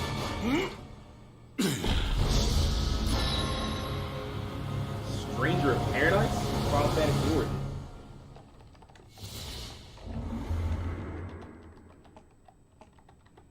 Alright. That was a solid ending. I'll leave you with a look at some of the amazing Square-Enix titles you can play now, as well as those to come. I hate to be the bearer of bad news, but Just hit me with it. we're gonna drop plate number 7. They're gonna do what? pink-haired dude got big Prompto vibes. Yeah, he did look a lot like Prompto.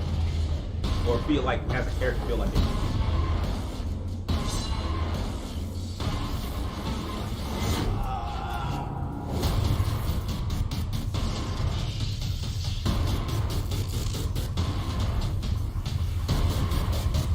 Even though I had to run out for a bit, I don't feel like I was gone for too long.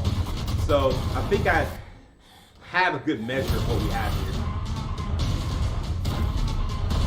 I'm salty I can't play the Final Fantasy 7 DLC. I'm salty I can't play Final Fantasy 7, period. I don't have a PS5 and I'm not playing it on PS4. So.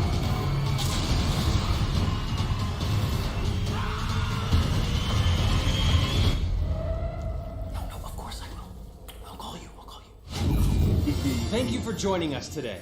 Keep an eye out for news about our next Square-Enix Presents. I'm Matt Mercer. See you next time. All in all, solid show. I'm gonna say a B. Yeah, solid B.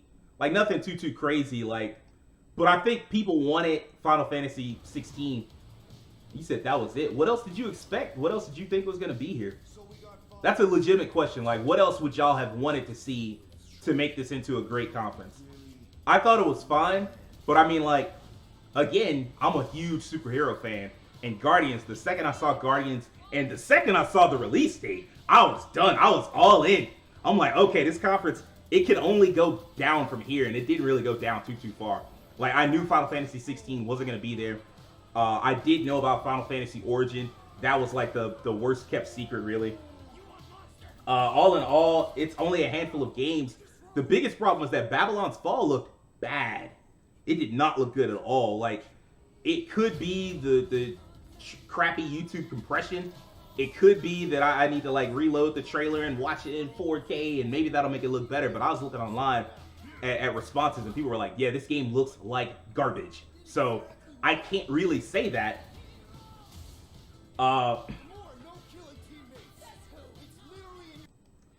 I can't really say, yeah, you know, it's fine. Like, nah, man, like, it looked bad. So that game, for it to be like one of the games that everybody was like highly anticipating, and for us to see it and not only be like a games as a service, which has become like a banned word amongst gamers, and for it to look so graphically poor, it's questionable, right? Like, hopefully that's not the tentpole game for one of their quarters, like quarter 3, Babylon's Fall. Like, that's gonna be a problem for y'all. But I guess, like, the only thing I would say that they should have had is they really needed Final Fantasy 16. But other than that, I guess if you wanted another glimpse at Forspoken, because does Forspoken have a release date? I know it's early 2022, but I think that's about all we know about it. And it's just like, all right, well, you know, that's fine. A lot of remasters, which is always a bad thing. Like, you don't want to have too many remasters in there. The mobile section, you know, I skipped out on it. Life is Strange, the remastered collection, again, like, the Life is Strange, Final Fantasy Pixel remaster, and Legend of Mana remaster, like, there were only 8 games here. Well, there were only 10 games here if you count the mobile stuff, like, which I guess we can go back and check out real quick.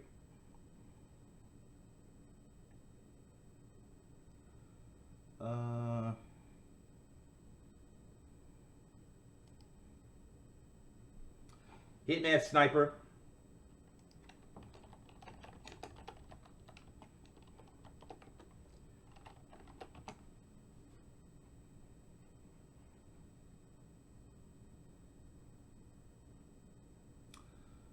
And then what is this?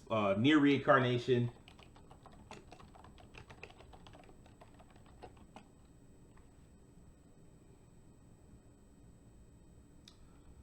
Wow, they really wasted no time getting as many of these out as they could.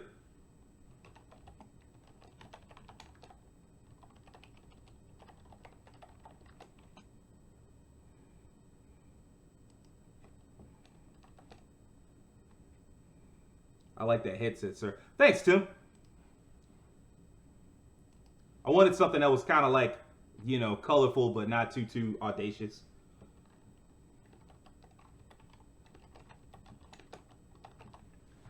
Yeah, so 12 games all in all. like having looked at it, like having got a complete look at it now. 12 games all in all, and no, 11 games all in all. Excuse me. Several of which were remasters. So that was a little questionable. Maybe you should have tried to sneak Forspoken in there, but I think they had a problem with Sony. Sony probably wanted a trailer, and like since Sony's show is weeks off, and they do have like exclusive deals with Sony, so maybe they can't show Forspoken. Maybe they can't show Final Fantasy 16. Maybe they're stuck showing you what they have, and this is it. Like they have Guardians of the Galaxy, which to me still looks great. They have War for Wakanda. My problem with War for Wakanda was that they still had no release date. In fact, if I'm not mistaken, they didn't give a release date for the Cosmic Cube thing either. Like the Cosmic Cube villain sector, there was no release date. It was just like June, and I'm like, well, bro, it's June like right now. So do you mean like next week? In 2 weeks? Like what do you mean? There really should have been a release date, and people thought Spider-Man was going to be here. So that was a bit of a disappointment, a bit of a downer. I liked what I saw, but I thought that they should have had like maybe a bit more information about it. Like maybe like give me a little bit more of a hook. Like what makes this different from the other DLCs that we've had thus far? Life is Strange, we kind of already knew about it. It really is just more of the same, just showing us what's already there. I think the problem a lot of people are going to have as far as disappointment goes, the problem is you're gonna, like, there are only so many games that can be in development at one time. I like FF Origin, I want to play that. I want to try it. Like, it looked like it would be interesting. Like, it definitely didn't look like your typical Souls game. Like, combat-wise it did, but as far as, like, the visuals, like, it didn't look just completely depressing and devoid of what makes Final Fantasy. So it looked pretty cool. That was a good way to end the show off. To me, it started strong, it finished strong. I'm gonna say a B- actually, like full, because there were so many remasters, right?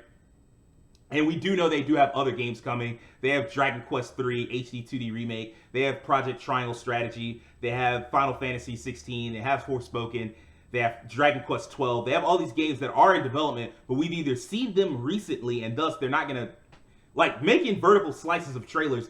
Making vertical slice trailers takes time. So you're not just gonna get a new trailer every time they have a new press conference. Now, you could argue, maybe, that they should have just saved all of them up for one or two big shows instead of spreading them out. You can make that argument, but the reality is Dragon Quest, the combat wasn't Souls at all, definitely more Neo, Ninja Gaiden. Yeah, I agree. You can make that argument, but the reality is, with Dragon Quest, its fan base is primarily in Japan. Like, their biggest audience is in Japan. It's a bedrock of Japanese gaming, so you kind of want to show it off there first. And if you can loop the English audience in, you can, like, oh, we'll subtitle it, cool, but that's about all you're going to get. Like, we're going to show this to the Japanese audience first, because that's where our bread and butter, that's the bread and butter, like, where they're going to make the most of their money. With the Final Fantasy games, all the games that Sony has, like, you got to deal with them. Like, they gave you a check, and so as far as promotional, like, they're going to want to promote them at their shows. And quite frankly, looking at Xbox's show, they're going to need as many games as they could possibly show off, because Xbox was not playing around. So Forspoken, Final Fantasy 16, whatever Square can get, they need it. So I don't blame, whatever Sony can get, they need it. So go for it. And that's what I was talking about. That's what I've been saying for months now. Like, competition is good. Like, look at them. They fighting it out. And who wins when they fight it out? We win. Like, gamers win. Like, everybody that plays video games, we win. They make money and they win too. But if it was Sony just winning or Xbox just winning, we wouldn't win. We'd kind of just be like, well, I guess we just kind of stuck. You spend whatever money, whatever they put out, you just have to go get it. So, but yeah, all in all, like, solid, nothing crazy. A lot of, like, mobile, like, it is not a great sign that remasters and mobiles made up the majority of it. But I will say that it was paced really well. They didn't waste a lot of our time. They kind of just, like, kept moving. The only thing that was, like, a really long segment was Guardians of the Galaxy, which makes sense. That game is coming out in 4 months, right? The end of October. So, like, 4 months, 4.5 months. They needed to show that game. They needed to put it front and center and give you a nice long look at it to give you an idea of, like, okay, what am I playing? I don't like that this doesn't have a release date, Babylon's Fall. I didn't like that Marvel Avengers didn't have a release date, but all in all, solid. So, what does that leave us? I gotta say, I feel much better about E3 now coming out of Xbox Bethesda showcase, and then coming out of Square Enix. I feel much better about E3. The last couple of days have been pretty soft. The last couple of days have been fairly soft and kind of disappointing, but my mood's back up. I'm pretty hyped. So that was the Square Enix showcase. I'm glad everybody enjoyed. We'll be hopping into, I think, the PC game showcase? Yeah, the PC gaming showcase in about 2:30, so 4:30, about an hour and a half. So we're going to hop into that in an hour and a half. Until then, we will take a little bit of a break.